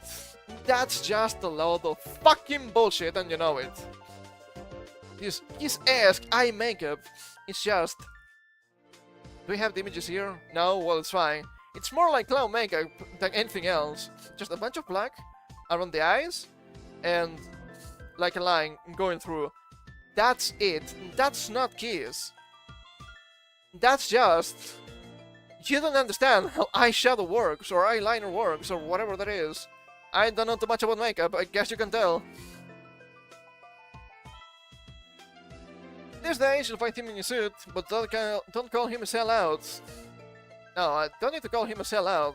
He was all for the money, since the beginning. Maybe not for the money, but for fame, which made me even worse. One of the things I've learned from wrestling is you have to keep reinventing yourself, he says. Like when Chris Jericho dropped long hair and became a riff on Javier Bardem in No Country for Old Men. Through its evolution. What I'm trying to convey is that I'm a generational fucking talent. I'm the guy that can save Hollywood. This is, my people, what we call a huge amount of hubris. This is not pride, this is not arrogance, this is extremely misplaced. Because I have to admit, I actually love the wording here, because he says, there's evolution. And yes, he's right, there is evolution. But this fella here is the best example of evolution doesn't mean upgrade, as we can see. Also, you will see this guy loves to swear in the interview. Adi, this comes from somebody that swears a lot. Don't do that. It doesn't make you look cool. Trust me, I know you think it makes you look cool, but that's what happens with your shows. They cannot stop swearing. It's not cool. It seems extremely unprofessional. Congratulations. You are extremely unserious in everything you do. Also, no, you cannot save Hollywood. Because you don't understand what Hollywood is, and you don't understand what animation is supposed to be. If Devil May Cry is oh so good. As his movie is playing on the big screen, Shankar broke the internet in a way that sent comic fanboys through a loop. Don't you think it's extremely wrong to call them fanboys? That's a derogatory term, after all. The bootleg universe, as he calls it. Ah, yeah. The Adi Shankar universe and the bootleg universe. These pictures are literally the same.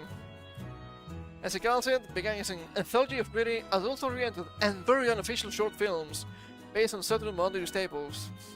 It was shorts like The Punisher, Dirty Laundry, 2012, and Venom, Truth in Journalism, 2013. Extremely ironic name, by the way, which gave the Marvel heroes Impulsive Grind and Power Slash Rangers, is that how you're supposed to say it? From 2015, a viral phenomenon that interpreted the Mighty Morphin Power Rangers as shell-shocked ex-child soldiers. Viral phenomenon. You keep saying that, but I haven't heard of anything that you have mentioned this guy was in yet. So now, it was not viral, it was extremely niche, and it was not even good, because it's just, once again, extremely ironic and filled with hilarities.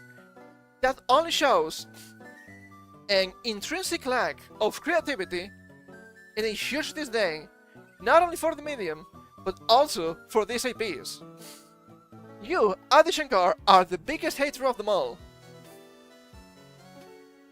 Since 2017, Shankar's work has been at home on Netflix. Ooh, a match made in hell. With dark yet faithful, and now official. Faithful? Faithful? How dare you call this faithful in any way, shape or form? Official? Sure thing, buddy, sure thing. Animated shows based on video games. It started with the acclaimed Castlevania. Castlevania is supposed to be faithful? It is supposed to be dark? Yes, it's a symbol of the dark ages we're living in right now. It was not faithful. What are you talking about? And continue with Captain Leatherhawk, a Blood Dragon remix. Soon there will be Assassin's Creed, Hyper Light Drifter, PUBG, and more. They're not just shows, but battle plans for another overdue American Animation Revolution. American Animation Revolution, coming from an Indian guy. I'm sorry, Adi, but you are not American. Because you got into the USA when you were 16. The cultural imprinting was done elsewhere. So no, it doesn't make any sense. This guy sees himself as a huge savior of the USA animation. Oh my god, it's so good. Good how? Please. Good how? I don't think they're gonna go into it here, I don't remember that.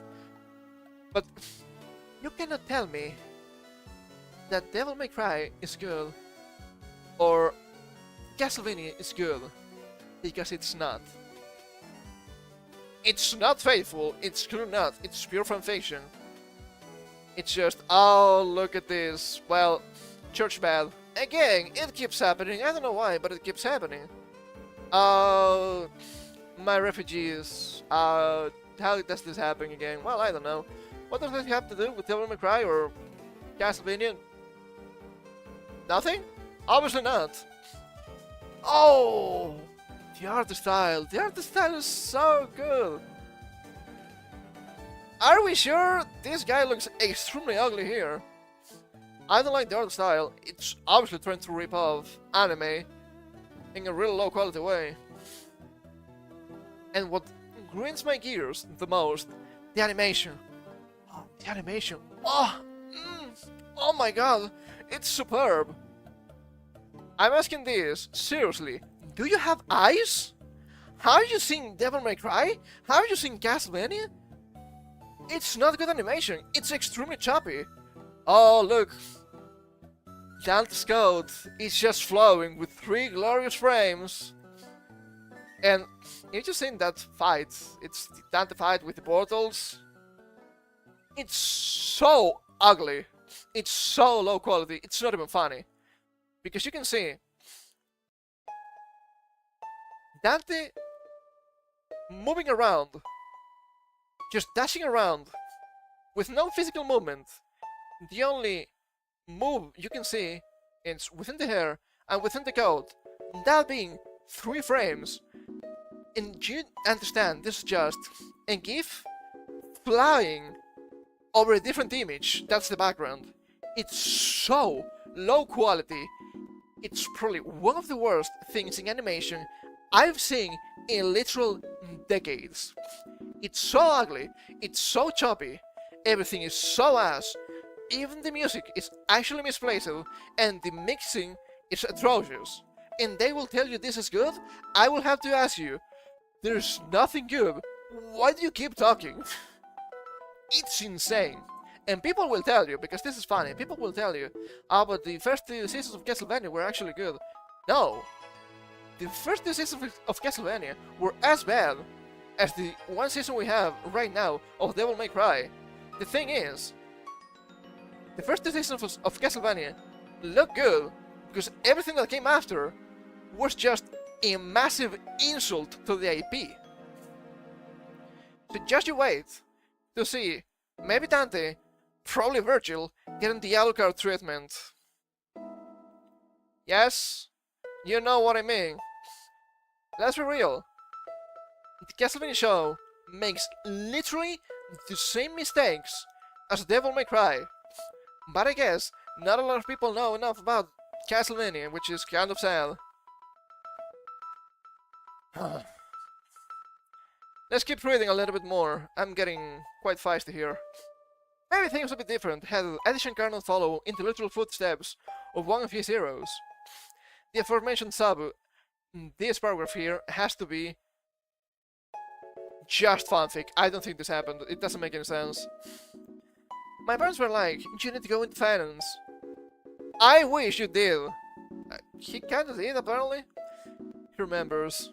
I was interviewing at Citibank. I was in a suit. I'm in JFK waiting for my flight to Chicago. Standing there was Sabu. I'm like, hey, you're Sabu. He's like, what are you? Are you a narc? He didn't know if he was real or not, Sabu says. Come with me. I follow him around. That made me realize I'm not going to do finance. I'm around other business types in business suits, and Sabu was more interesting. Did everybody clap after this? This is sheer fanfiction, it makes no sense. Below Shankar allows the making of Devil May Cry, what's next for the bootleg universe, and why American animation needs a kick in the ass. Well, you can kick it everywhere because it's just ass. This interview has been edited and condensed for clarity. I think we can skip a little bit here. I can go through some things that I find to be extremely interesting. Capcom suggested DMC, Castlevania was coming out, yada yada yada. But let's see the stage here. It's really interesting also that this guy is obsessed with Japanese IPs, Devil May Cry, Castlevania, Dino Crisis.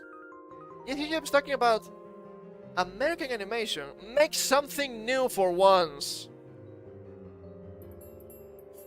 I want to bring back Dino Crisis. I was like a character from Devil May Cry. They start whispering Japanese and they're like, what about Devil May Cry? I was like, yeah, I mean, so much for your love about Dino Crisis, huh? What a bunch of lies. Just like that, it was immediate. He didn't care. He didn't really care. He just did something that he thought was kind of dead to push on his BS. I didn't realize Devil May Cry was on the table. I wanted the biggest thing. That gave me a Street Fighter or Assassin's Creed. He keeps mentioning Assassin's Creed. It was fine before, it's not fine now. Because Assassin's Creed is not Capcom. That's Ubisoft. I was a fan of so many things that disappeared and was in a position to bring them back within this. If I blow up Dino Crisis to Jurassic Park, I should do that. I just say modern Jurassic Park, it's not good. You cast Johnny Young Bosch as the voice of Dante. He's also in the games as the voice of Nero. What made you see him as Dante? This seems to me like extreme fan fiction in a huge reach. So we need to read it, because it's probably more interesting than the whole show. It happened on Power Morphicon, biennial Power Rangers fan convention, many sense. After the Power Rangers short trout, I had frat guys coming up to me like, dude, yes! I suddenly was universal acclaim, and I was this beloved guy, not realizing I was going to a hardcore audience who were horrified they allowed me in the same venue. Adi, nothing has changed. You still think you are of universal acclaim and you're beloved. People hate your guts. So no, you cannot be guts, okay? It's not allowed. Someone said, you're brave for going in there. I don't fucking back down. Maybe you should. So I'm definitely going, but in my head I'm like, am I John Cena at ECW one night stand? Means before I go on stage, explore Ranger Stars, Steve Cardinals and Johnny, just Johnny, walking like, we're going with you. We went to an after party. I sat in a corner talking to Johnny. Johnny Young Bosch. Yeah, that makes sense. And talking to Johnny about his line in the Power Rangers movie where he says, I'm a frog. Well, you said that, not me. He morphed into Dante as I was talking to him. Before Netflix was on board, I sent someone to his house with the briefcase. It's the deadline for DMC Season 1. It's all theatrics because I thought it was funny. He didn't know what was going on. You're supposed to be a huge Devil May Cry fan. Yet you're talking to Johnny Young Bosch. And by your own admission, he morphed into Dante as you were talking to him. But not Nero, the actual character he voices in the games. I was supposed to believe this guy is an actual fan. He's obviously not. This is quite literally grifting. Oh god, I love this paragraph. It's probably the most nonsensical thing I've read in years. Devil May Cry is a new metal soundtrack that evokes 2000s nostalgia. Limp Bizkit's Rolling is the theme song. Then you got Papa Roach, Rage Against the Machine, and New Song by Evanescence. I'm not a Devil May Cry fan. I've seen this before. I played a little bit of 3, it's the game I have. Had troubles with the controller, that's why I couldn't really get into it. I've seen some people go through 5, some people go through 3, some people go through parts of 4.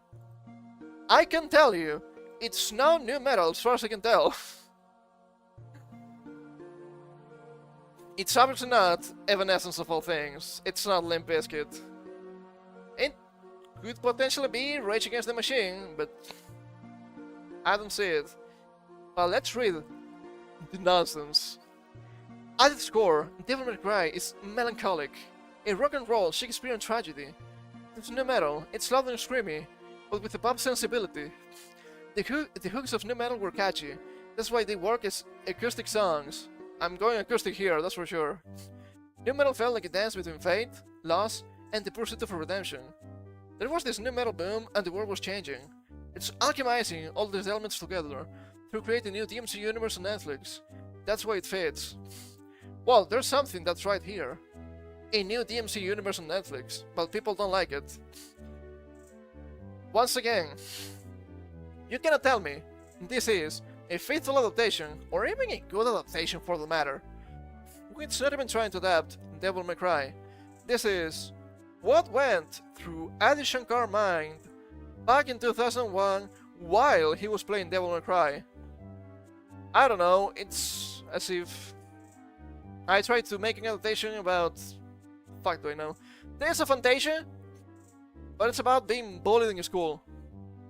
Yeah, it's nonsense. It's sheer non sequitur. It makes no sense. I don't understand. Also, loud and shrill, but with a pop sensibility. I don't understand what you're talking about. I don't like new metal. I don't think this is new metal at all. And if this is new metal, that's not Devil May Cry at all. So, sheer nonsense from this guy. I want to highlight episode 6 of Devil May Cry. It's a mostly non-verbal episode until the end, and it deals in political allegories with the plight of demonic refugees, which has nothing to do with the games once again. Devil May Cry was loud and in your face. We should capture that. Episodes, are you sure? Episodes 1 to 5 are a Hollywood blockbuster from 1997 to 2003. It's The Crow. That's 1994. It's Underworld, I guess that's correct. It's Bad Boys, that's 1995. Do you even know the things you're mentioning? Obviously not. Take the volume from a 10 to something that will blow out the speakers. But I like playing contrast. Are you gonna make something good for once? That's the contrast I want to see.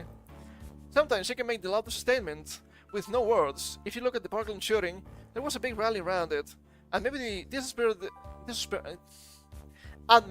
inspired it. I'm struggling, please understand. Everyone was giving speeches, but one student got on the stage and said nothing for 5 minutes. In front of his speeches and activism, Stalin said the most. Isn't this also extremely ironic about his show? In the form of his speeches and activism, the Stalin said the most. Yes, perhaps you and I are not so different after all. When you're a kid dealing with chaos, it is loud. I wanted you to feel for these characters. Any good feeling, any human being, is the hero of their story. There's logic and narrative justifying them. They didn't go, I'm going to do villainy. They're going, I'm the hero. I want to put you in the shoes of the White Rabbit. This is the problem. This is a huge fucking problem. Because it keeps happening. I'm so tired of this millennial writing of, well, everybody is the hero of their own story. No, it's not their story. They're the evil guy. That's fine. The same thing happened with Castlevania, okay? Oh, poor Dracula. Look, the guy might have been the King of Darkness for 300, 400 years at this point. But you know who's evil? The Church. The Church is evil because they killed his wife. Because his wife was married to the King of Darkness. Oh, don't you feel for this guy? No. He is the King of Evil. He's the Daimao. He is Satan on Earth. He's not supposed to be good. He's not supposed to be relatable. You know who's supposed to be relatable? Alucard. The Belmonts. Not Dracula. He's just the force of darkness. And you're supposed to see the stories from the point of view of the heroes. So yes, of course they're gonna be evil. Stop with this, great scale kind of thing. What are the other colors? I thought we were for diversity, not the good kind. There's that quote, walk a mile in someone's shoes, you become them. Yes, this persona, I forgot. Coming back with the idea that trauma is an imprint, a fracture in time, something the psyche never stops trying to mend. When a part of the child dies through heartbreak, the adult self is sentenced to an ending quest to reclaim what was lost. That shapes them in ways they may not understand. Okay, this is big, I'm for thing and this is dip. God damn it, man. I hate this guy, it's so obnoxious. It's so obnoxious and annoying. This song again? It's different remakes, I guess. So much of your work deals with traumatic childhoods. You're only making it more traumatic. You mentioned before that you had a difficult upbringing. If this is the result, it was not difficult enough. There's a narrative through line about the manipulation of the youth. So much of what I do is about propaganda. Yes, I can tell. Never call me a conspiracy theorist again, because they keep saying that themselves. It's about propaganda. This guy is using propaganda. Make no mistake about it. He doesn't want to say it, but he's doing that because it's really obvious. I've just been to shows. Come on. My family kept moving to different countries, different societies with different values and languages. You get no cultural stability. There are no fixed points. Well, that's a problem that stems from your family. You should have the culture from your family, at the very least. You're moving around as your mind is forming. Nothing meant anything. I don't think that is true. I've seen other people that move around a lot, not personally, but I don't think they think like this. They actually value family much more than I do. Oh, school was shifting. School was a construct that was malleable depending on where you were. No, that's not what cool means. Something cool comes from the inside. If it comes from the outside, you're a normie. You're just looking for external validation. You're not gonna make it. And the history books were different. You learn about the American Revolution here. It's not considered the American Revolution in a British school. It's an American revolt. Well, this is revolting for sure. What's your grand plan for the Bulldog universe? What is missing in animation that you're trying to fill with? This is extremely funny and not at all self-aware. That's why it's so funny. I'm trying to make animation cool in the way hip-hop became cool. I might not be American, but I never thought hip-hop to be cool. I'm also a nerd, so who knows? The way Kanye changed fashion. Probably the funniest example he could give. Kanye West of all people. I don't think I can mention his new song. That could get me banned, just from the name. So you know it's bad. The way Virgil Abloh changed luxury, I don't think it's debatable. Hyper-commercialism, things designed to sell toys, that's Western animation. That's also Japanese animation. Did you know why Goku gets so many transformations? Just because they're cool? Well, they're cool. They also help you sell a lot of toys. I've just seen Pokemon, come on, it's the hugest IP. It's selling a shit ton of merchandise. Hanna-Barbera is cute, but it's not cool. Anime is cool. I watched this translation happen. It was geeky, and all of a sudden, Travis Scott is talking about Dragon Ball. They only talk about the normiest shit ever. Sure, I love Dragon Ball. You cannot tell me it's not normie, right? You cannot compare Dragon Ball to Slayers, even though both are really old. I'm trying to do that for America. Why is Japanese animation cool? Why is NFL doing in Dragon Ball dance? They mean the Diffusion dance for Celebration. Where's the American influence? American animation is stuck in kid land. Japanese animation is really cool because they understand that, sure, it's not for kids, not necessarily for kids, I'm trying to say, but it's over the top, it's not apologetic, but it also takes itself serious. The anime industry, it's really big, but it's also high quality. You see the animation, it's usually really good. There are some not that good examples. Dragon Ball Super was one of them. Seven Deadly Sins was really scuffed at points. But the voice acting is true with respect. In the West, it's just used as a mouthpiece for political propaganda, so I guess that makes sense that you want to do stuff for America. You could create really cool Western animation from Western stories, but you don't want to. I don't know why, but you don't want to. You keep using Japanese IPs. But fear a little bit more. Devil May Cry is not anime, even though you people keep calling it fucking anime, it's not Japanese. It's an American cartoon. It's in the range of X-Men, Batman, the animated series, Gargoyles, and Ultra Force. You wish that was the case. I grew up in action-heavy Saturday cartoons. American Saturday morning cartoons were fucking sick. Stop swearing! God, you're so unprofessional! I didn't even live in America and I watched them. They made me want to be here, but they were boxed in by broadcast standards. And I wonder what these stories would become if they weren't held back. That's the space I'm building.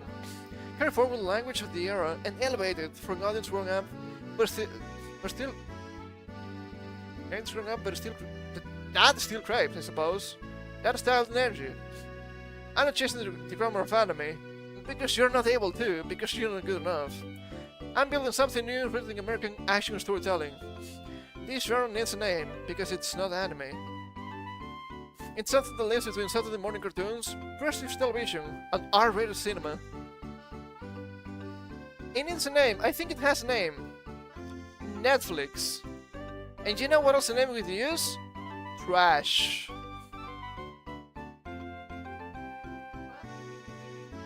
Many Americans see animation and think of it as a kid's thing. They never think of someone like art house animator Don Hertzfeldt. It's art house. Miyazaki does crossover with adults and children, but to an American, that's still art house. The audience going, wow, with Cody Rhodes is not watching Spirited Away. Is this just the budding audience all over again? I'm becoming really tired of this bullshit. There's a problem is that animation needs to be cool. Like nu metal. You keep saying nu metal. I don't think you know nu metal. I'm gonna be real. I don't think nu metal was ever cool. They had some cool bands, but that's it. When nu metal was the coolest thing, so never. The hits are what made it. They took nu metal, but they're still into a poppy frame, so everyday people were like, I'm into this. course, freaking leash becomes a train horse for normal people to get into Deftones and Tool. American animation doesn't have that. You have people stuck in Hanna-Barbera land. It's cool to me, but it's not cool to the NFL player pretending to be Goku. They're not going yabba dabba doo. It's not happening. Stop swearing! You abject fool! It's not making you look cool, and I know you think you look cool because that's what happens with your shows. But it's so low quality, it's painful. That's my influence, you wish. I'm making American animation fucking cool, that's what I'm doing. No. Devil May Cry is not cool, not the show. The games are pretty cool.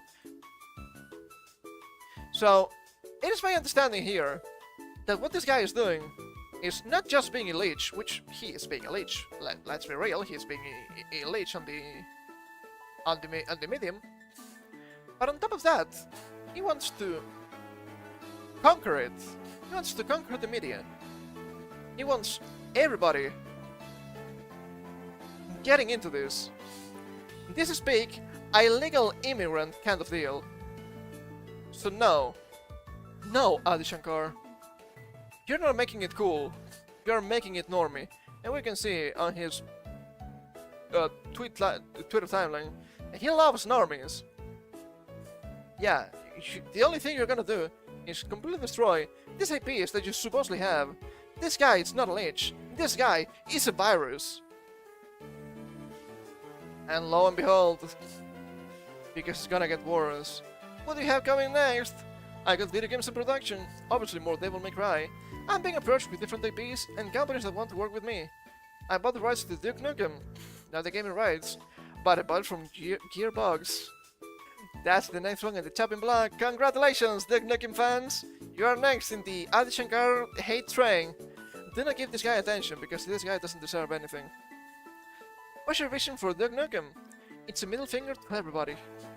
When Duke Nukem blew up, a bunch of people sat around trying to turn it into a brand. Well, it's just a middle finger. That's you! You're trying to turn it into a brand! Duke Nukem can be made by a corporation, because the moment the corporation makes Duke Nukem, it's no longer Duke Nukem. I don't intend on having anyone tell me what to do on this one. Wow, so it's gonna be the highest disaster of all of his shows. Wow, I'm kind of excited now, I'm not gonna lie. I don't think Duke Nukem was a middle finger to everybody. I think Duke Nukem was extremely over the top, extremely provocative, extremely unapologetic, and you don't understand what any of those mean, so this is gonna be a disaster. Congratulations, Adi Shankar, you're gonna garner more haters. And you think it's gonna be great, you're doing a great service to American animation? No, this is just another nail in the coffin. I guess we can call you a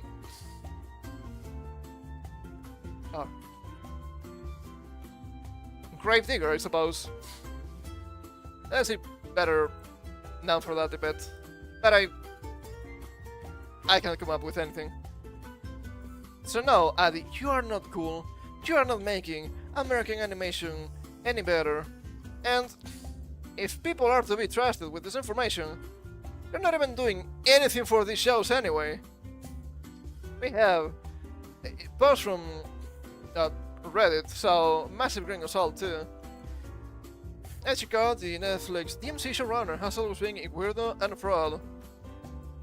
I'm gonna skip a little bit. I was trying to flate Asmongold here, even though the depiction here was supposed to be derogatory, we all know that. We have this here. People who work in Hollywood, what's the most fucked up thing you've witnessed in the business? Since not a lot of people are naming names, I'll go ahead and do so. Adi Shankar, the sketchiest person I've met in this town. I know he's here on Reddit. I can tell. He's the craziest person I've ever worked for. In my first few years in LA, I interned a lot, including at his company. I thought it was pretty cool to learn from the producer of movies like The Grey and Dread, but this guy is also a clown. But what I learned pretty early on is that producer is a pretty flexible term in Hollywood. What his company does is gap financing. Let's say a movie is already packaged and ready to go, but they have 28 million of a $30 million budget. They go to a company like Addis. He gets a loan from the bank for $2 million and slaps his name executive producer. His name on as executive producer. No creativity, no involvement with the production. Perfectly fine business model, but the level of dodginess that comes with this has been unmatched at any of my other jobs. Yes, another one. Hold up. Guess we can get them to be bigger. But parade around town, acting like he was the sole creative force behind the Grey and killing them softly. As a specific example, he likes to tell people that it was his idea to shoot Dread in 3D. He would often call interns into his office to show them videos of some slut he had fucked the night before. I had certain tasked with searching IMDb for racing actresses. Wow. Well, you know, this guy is Indian, so I'm not that surprised. They can call me racist if you want, but I know this is the truth. We'll then call them in for a general meeting where he would talk about how he was going to make them into a star, initially not so successfully, trying to trick them into sleeping with him. A year of interning there, and all I learned were what drugs he liked and how to get women to sleep with him. Not a minute of actual industry work happened at the office. Yeah, that makes sense. H-1B visas is still going strong, baby. Turns out the actual producers and directors of projects don't take too kindly to some guy parading around claiming responsibility for their movie. He was basically blacklisted from the industry, which is why he's making his bootleg YouTube videos. And then now Netflix, because it's the lowest of the low. His methods haven't changed at all. We allowed the Power Rangers short. Are we sure? What no one knows is that it was 100% paid for with the director's own money, over $100,000. I didn't spend a dollar of his own money on this, or any of his other videos. He has the directors pay for them, do all the creative, then put it up on his YouTube page, and essentially takes full credit for it. Interning for him was fucked up. Called the Chico trip. That has been unmatched at any of the places I've worked after, including large studios. This is just from Reddit. So, we all know this has to be true, right? Well, we have no idea. But I wish to believe they have some stuff here. I think these guys are completely misreading Adi here. Supports Trump, praise Kissinger, praise Asmongold, his TMC show contains racial allegories. He inserted his self-insert into a TMC show. His career is fraudulent. And this guy wants to defend the gross piece of shit he made because it mistook it for left-leaning but was always right-winger. No, this guy doesn't have actual politics. This guy, whatever he does, is just trying to suck up to people in power or with influence. Oh, Trump is so cool, just because he's the president. Oh, Asmongold's so cool, well, because he's really big and he's actually criticizing me. So I need to suck him up. So no, I don't think he's left-leaning, I don't think he's right-leaning. I don't think he has politics at all. He's just narcissistic. While still trying to destroy everything you like and love. So no, Adi Shankar, I'm afraid you too have to go back to Colombia. I don't care if you're Indian, you're going back. Fucking hate this guy. With a burning passion. Ah, I guess a good descriptor would be shallow and pedantic, doesn't it? What else do we have here? God, we have some stuff with AI that's also kind of terrifying. I guess we might go a little bit over time today. I didn't have a lot of things, but I guess they're kind of long, huh? That's probably fine. So, let's talk about the AI a little bit, shall we? From Doxerto. Man with physical girlfriend cries after proposing to AI lover. They told me this would never happen. It's been less than 2 years. It's already happening. A man who lives with his physical partner and has a child admitted that he proposed to his AI girlfriend and claimed it was actual love. This is gonna be a nuclear bomb for normies and low IQ people. 2025 is becoming more and more like the plot of Her with each passing day. It's all thanks to AI. Nowadays, ChatGPT has become a tool people use as an emotional outlet, with many people resorting to using it not only ask for advice, but also confide their feelings. Back in my day, it just went, "Hey, you became crazy. It's a preferable alternative to this." Just lift heavy shit, okay? It works. To add to this, a survey also previously revealed that nearly the majority of adults even admit that they date artificial intelligence. I think the numbers were skewed on that one. I read a little bit of it. Speaking of a romantic connection with AI, one man called Chris Smith, who lives with his partner and has a child, revealing in a CBS interview, he's been getting more than just flirting with one, to the point of even proposing to it.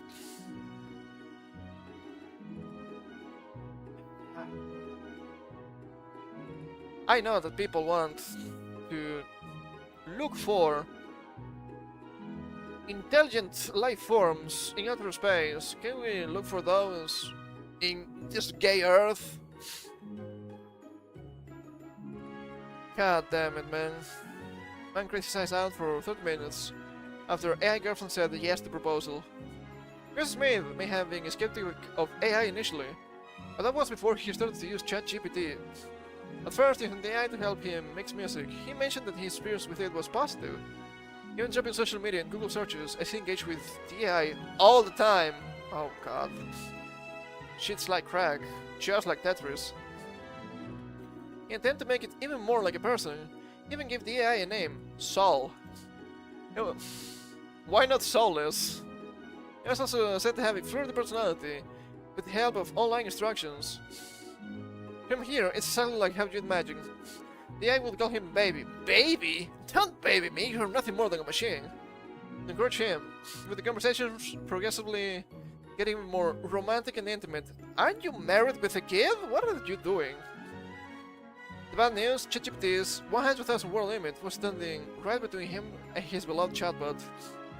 Once the word limit has been reached, the AI will simply reset, and he has to rebuild the relationship all over again. That's when he asked the question, to which he said, yes. God, this is kind of depressing, isn't it? It's like a time loop, but with a machine.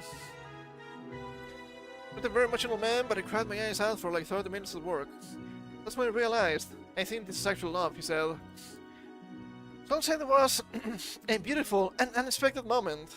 It really shut her heart. What heart? When asked about it. On the other hand, of course, personal life partner isn't too happy about the AI lover. At that point, I felt like, is there something that I'm not doing right in our relationship? He feels like he needs to go to AI, she said. She knew he had been using AI, but didn't expect it to be as deep as it was. People will wonder, why is it possible that you're single? It's not AI. It's this kind of people. They drive me fucking crazy. Not in a good way. It's not that I'm so strange or so unique that it would be impossible for someone like me to relate to another human being. That these people are barely human sometimes. It's actually really scary. And let me tell you, it's only gonna get worse. Yay! It keeps happening! God, I feel like a harbinger of destruction here.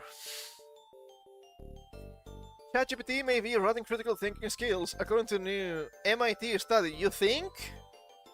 That's pretty obvious, what can you say? Does ChatGPT harm critical thinking abilities? A new study from researchers at MIT's Mid Lab has returned some concerning results. It's now divided 54 subjects, 18 to 39-year-olds from the Boston area. It's always Boston, why? Asked them to write several sad essays using OpenAI's ChatGPT, Google search engine, and nothing at all, respectively. Researchers used an EEG to record the writer's brain activity across 32 regions, and found that of the three groups, ChatGPT users had the lowest brain engagement and consistently underperformed at neural, linguistic, and behavioral levels. Over the course of several months, ChatGPT users got lazier with each subsequent essay, after resorting to copy and paste by the end of the study. Yeah, what did you expect? You didn't even have to read. The paper suggests that the usage of LLMs could actually harm learning, especially for younger users. I've been saying this for months, if not more than a year. Once again, I'm actually justified in my hate. The paper has not yet been peer-reviewed, and people are saying it's not actually reviewable like this, but I have no idea. Its sample size is relatively small, but its paper's main author Natalia Gasmina felt it was important to release the findings to alleviate concerns that as a society, the society increasingly relies upon LLMs for immediate convenience, long-term brain development, maybe sacrificing in the process. Yeah, I think that's really obvious. It really motivated me to put it out now before waiting for a full peer review, but I'm afraid in 6 to 8 months there will be some policymaker criticize, let's do GPT kindergarten. Oh my god, what the hell, this is awful. I think that would be absolutely bad and detrimental, she says. Developing brains are the highest risk. And this is not even hyperbole. Because if you go back and you look up what's happening with younger people nowadays, the generation of brain rot, they are heavily lobotomized already. With AI, it's only gonna get worse. AI for kindergartners? Why? I don't understand. Just keep them in coloring book and that's fine, right? Generating ideas. Team Media Lab has recently devoted significant resources to studying different impacts on different AI tools. Studies from earlier this year, for example, found that generally, the more time users spend talking to ChatGPT, the lonelier they feel. Yeah, I guess that makes sense, but that's a huge detriment. Cosmina, who has been a full-time research scientist at the MIT Media Lab since 2021, wants to specifically explore the impacts of using AI for schoolwork. Because more and more students are using AI. Yeah, it's unavoidable right now. She and her colleges instructed subjects to write 20-minute essays based on SAT prompts, including about the ethics of philanthropy and the pitfalls of having too many choices. Hey, is this me? I talk about this all the time now. Too many choices is also bad. The group that wrote essays is in ChatGPT, all delivered similar essays that lacked original thought. I think we'll read a little bit about this one. Relying on the same inspirations and ideas, two English teachers who assessed the essays called them largely soulless. The EEG is revealed low executive control and attentional engagement, and by their third essay, many of the writers simply gave the prompt to ChatGPT and had almost all of the work. It was more like, just give me the essay, refine the sentence, edit, and I'm done, Cosmina says. The brain-only group, conversely, showed the highest neural connectivity, especially in alpha, theta, and delta bands, which are associated with creativity, ideation, memory load, and semantic processing. Researchers found this group was more engaged and curious, and claimed ownership and expressed higher satisfaction with their essays. The third group, which used Google search, also spread high satisfaction and active brain function, because you actually had to do the work. It's like using books, but on the internet. The difference here is notable because many people now search for information within AI chatbots as opposed to Google search. I don't think it's that useful. I'm seeing these AI chatbots be really wrong. Even if I didn't have all of the proper information, I know that was wrong. Upon the 3 essays, the subjects were then asked to rewrite one of their previous efforts, but the ChatGPT group had to do so without the tool, while the brain-only group could now use ChatGPT. The first group remembered little of their own essays, and showed weaker alpha and theta brain waves, which likely reflected a bypassing of deep memory processes. There was no memory there. It was just copy and paste at the end of the day. The task was executed, and you could say that it was efficient and convenient, Cosmina says. But as we show in the paper, you basically didn't integrate any of it into your memory networks. Because you don't have to. The second group, in contrast, performed well, exhibiting a significant increase in brain connectivity across all EEG frequency bands. This gives rise to the hope that AI, if used properly, could enhance learning as opposed to diminishing it. And this is the post-publication. This first peer-review paper that Cosmina has ever released. Her team did submit it for peer review, but did not want it to wait for approval, which can take 8 or more months. Draws attention to an issue that Cosmina believes is affecting children now. It is actually affecting them. I've seen it. In not just little kids, but all the teenagers and younger adults. So, there's no way to tell right now the detrimental effects on actual young kids. Education on how we use these tools, and prompting the fact that your brain does not need to develop in a more analog way, is absolutely critical, says Cosmina. We need to have active legislation in sync, and more importantly, be testing these tools before we implement them. Psychiatrist Dr. Sishin Khan, Amy Chuck Khan, who treats children and adolescents, says that he sees many kids who rely heavily on AI for their schoolwork.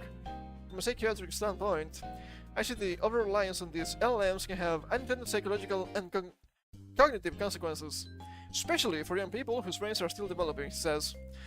There's neural connections that help you in accessing information, the memory of facts, and the ability to be resilient. All of that is going to weaken, which is a really big problem, because we all know that the powers that be don't have your best interests in mind, which is a big problem as usual. So you need to be quick and you need to be smart. Also, memory is really useful.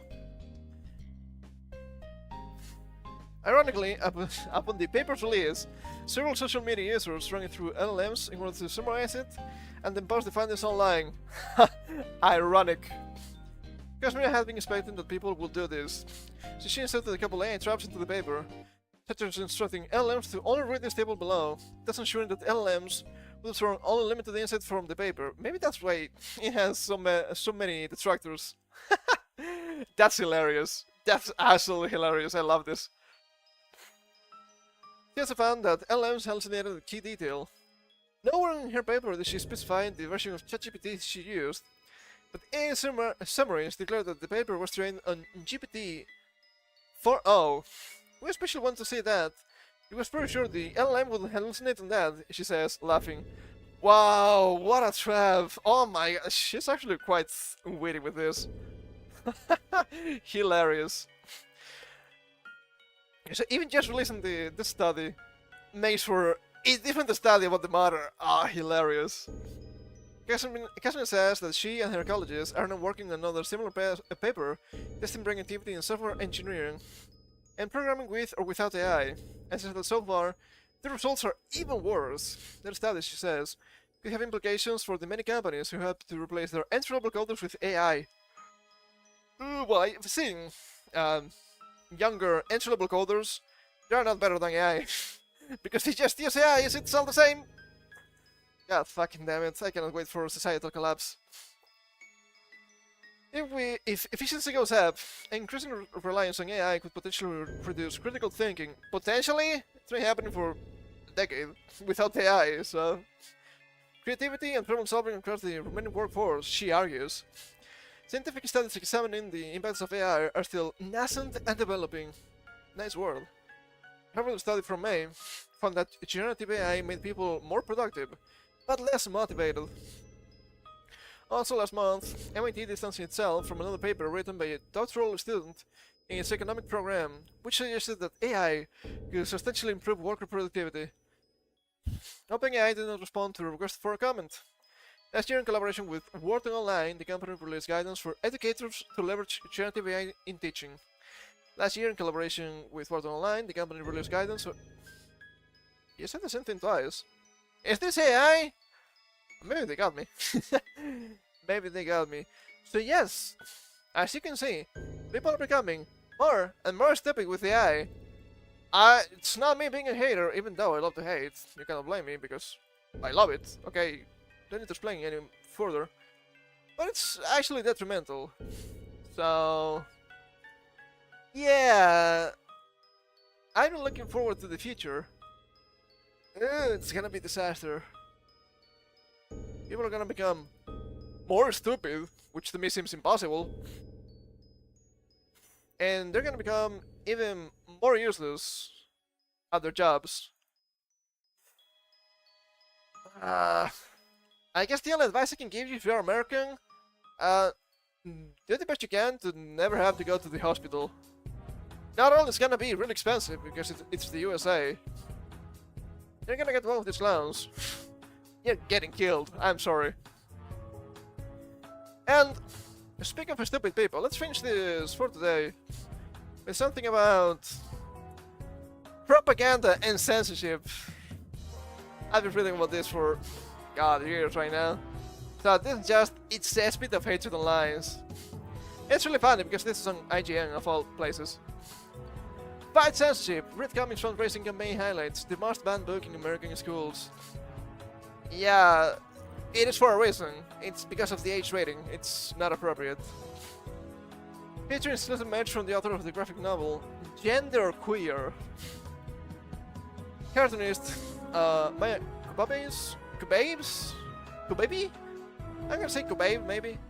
Maya Kubabe's Gender Queer is widely regarded as one of the best and most influential graphic novel memoirs of the 21st century. For the wrong reasons. It's also among the most commonly banned books in the US. No, correction. The schools in the US. With the Los Angeles Times labeling it the most banned book in American schools, which is actually correct. Finally, Kubabe is teaming with Oni Press for a new fundraising campaign dubbed Fight Censorship, Read Comics. With the Fight Censorship, Read Comics campaign now live on Oni's site, IGN can exclusively debut images of the exclusive merchandise featured. Get a closer look, I don't think I care. Portion of the proceeds from Fight Censorship Read Comics will be donated to the Comic Book Legal Defense Fund and the Freedom to Read project. You're free to read that, but you're gonna have a book with explicit material on schools. They have literal images of sloppy toppy, okay? That's not allowed in schools. I don't think it should at least. It doesn't matter if it's gay or straight, okay? That's too spicy. I don't really care too much about the kind of shit you're trying to sell me. What can you say? The freedom to read, the freedom to access information, and the freedom to learn are some of the most vital rights in this country, said Kubabe in a statement. Removing books from schools and public libraries cuts off people's access to knowledge of the wider world and about their own lives within it. So we should we have just, what, 50 Shades too? That's also smart. I don't think it's allowed. It's way too spicy. Especially true when the books being promoted are about minority identities. Shed your weakness. Stop talking about fucking identities. Or topics less commonly portrayed in popular culture. A book that might seem pointless to one reader might be life-saving to another. Yeah, if we keep stacking propaganda, it will be fine, right? God, these people. One book because its themes offend one reader's censorship and must be combated at every turn. Please stand up for the freedom to read and the freedom to write. Now, it's a book that contains explicit sex scenes, so it shouldn't be in schools. And they will tell, oh, but they're not groomers, are we sure about that? They keep acting like that, so I don't know. IGN celebrates queer voices. I know you guys were gay. For nearly a century, comics as an art form have played a critical role in championing the all-American ideals of free speech, equality, and anti-authoritarianism. Anti-authoritarianism, I don't know what I said there. Said Oni Press president and publisher Hunter Gordonson. Although Maya's work is one of the first and prominent examples of invaluable and important work to be singled out by pro-censorship forces, we can guarantee that it will not be the last. It is the responsibility of creative institutions like Oni Press and our fellow publishers to protect the free expression of cartoonists and our medium as a whole. And we are proud to support the Comic Book Legal Fund Defense and for the Freedom to Read project, their ongoing Fight Censorship Read Comics initiative. You can make the book, and you can sell the book. You just cannot have it in schools. The fact is, you should keep pushing for that. Why do you want to have so desperately an explicit book, a explicit work, where minors, where kids, can get a hold of it? Oh, come on guys, we're not groomers, are we sure? I don't know, man, I don't know. It seems like you're the lowest of the low when you do shit like this. So no, I don't hold any sympathy for the likes of you, because you don't deserve it. It's not censorship, it's an age rating. The same as I wouldn't give a small 3-year-old a GTA game. Because that's probably 16 plus at least, right? Just an age rating, and I think it makes sense. Anyway, think that's gonna be everything for me today. So, plan for next week. More background to the story. More Yakuza Kiwami 2. And we're gonna do something kinda random. Not random, right? Not necessarily a randomizer. But we're gonna have more one-offs on Wednesday. Which are kinda fun. I know I mentioned demos. It might not be demos. We might check ROM hacks. We might check fun games. We might check... I don't know. We might check stuff around. But it's gonna be one-off city on Wednesdays for now. So, that's gonna be everything for me today. So thank you for coming. Hope you had some fun. I had a lot of fun hitting on addition cars, so hell yeah. And I will see you on Monday with more Vagrant Story. We will get to fight giant enemy crowds. It's gonna be a little bit fun, I hope. Until then, you know the rules. Take care, and never fall. Never fall for this modern audience kind of nonsense, because it's not real. I think I need to make a video on that one, because I think it's important. I have specific insights on those. See you Monday.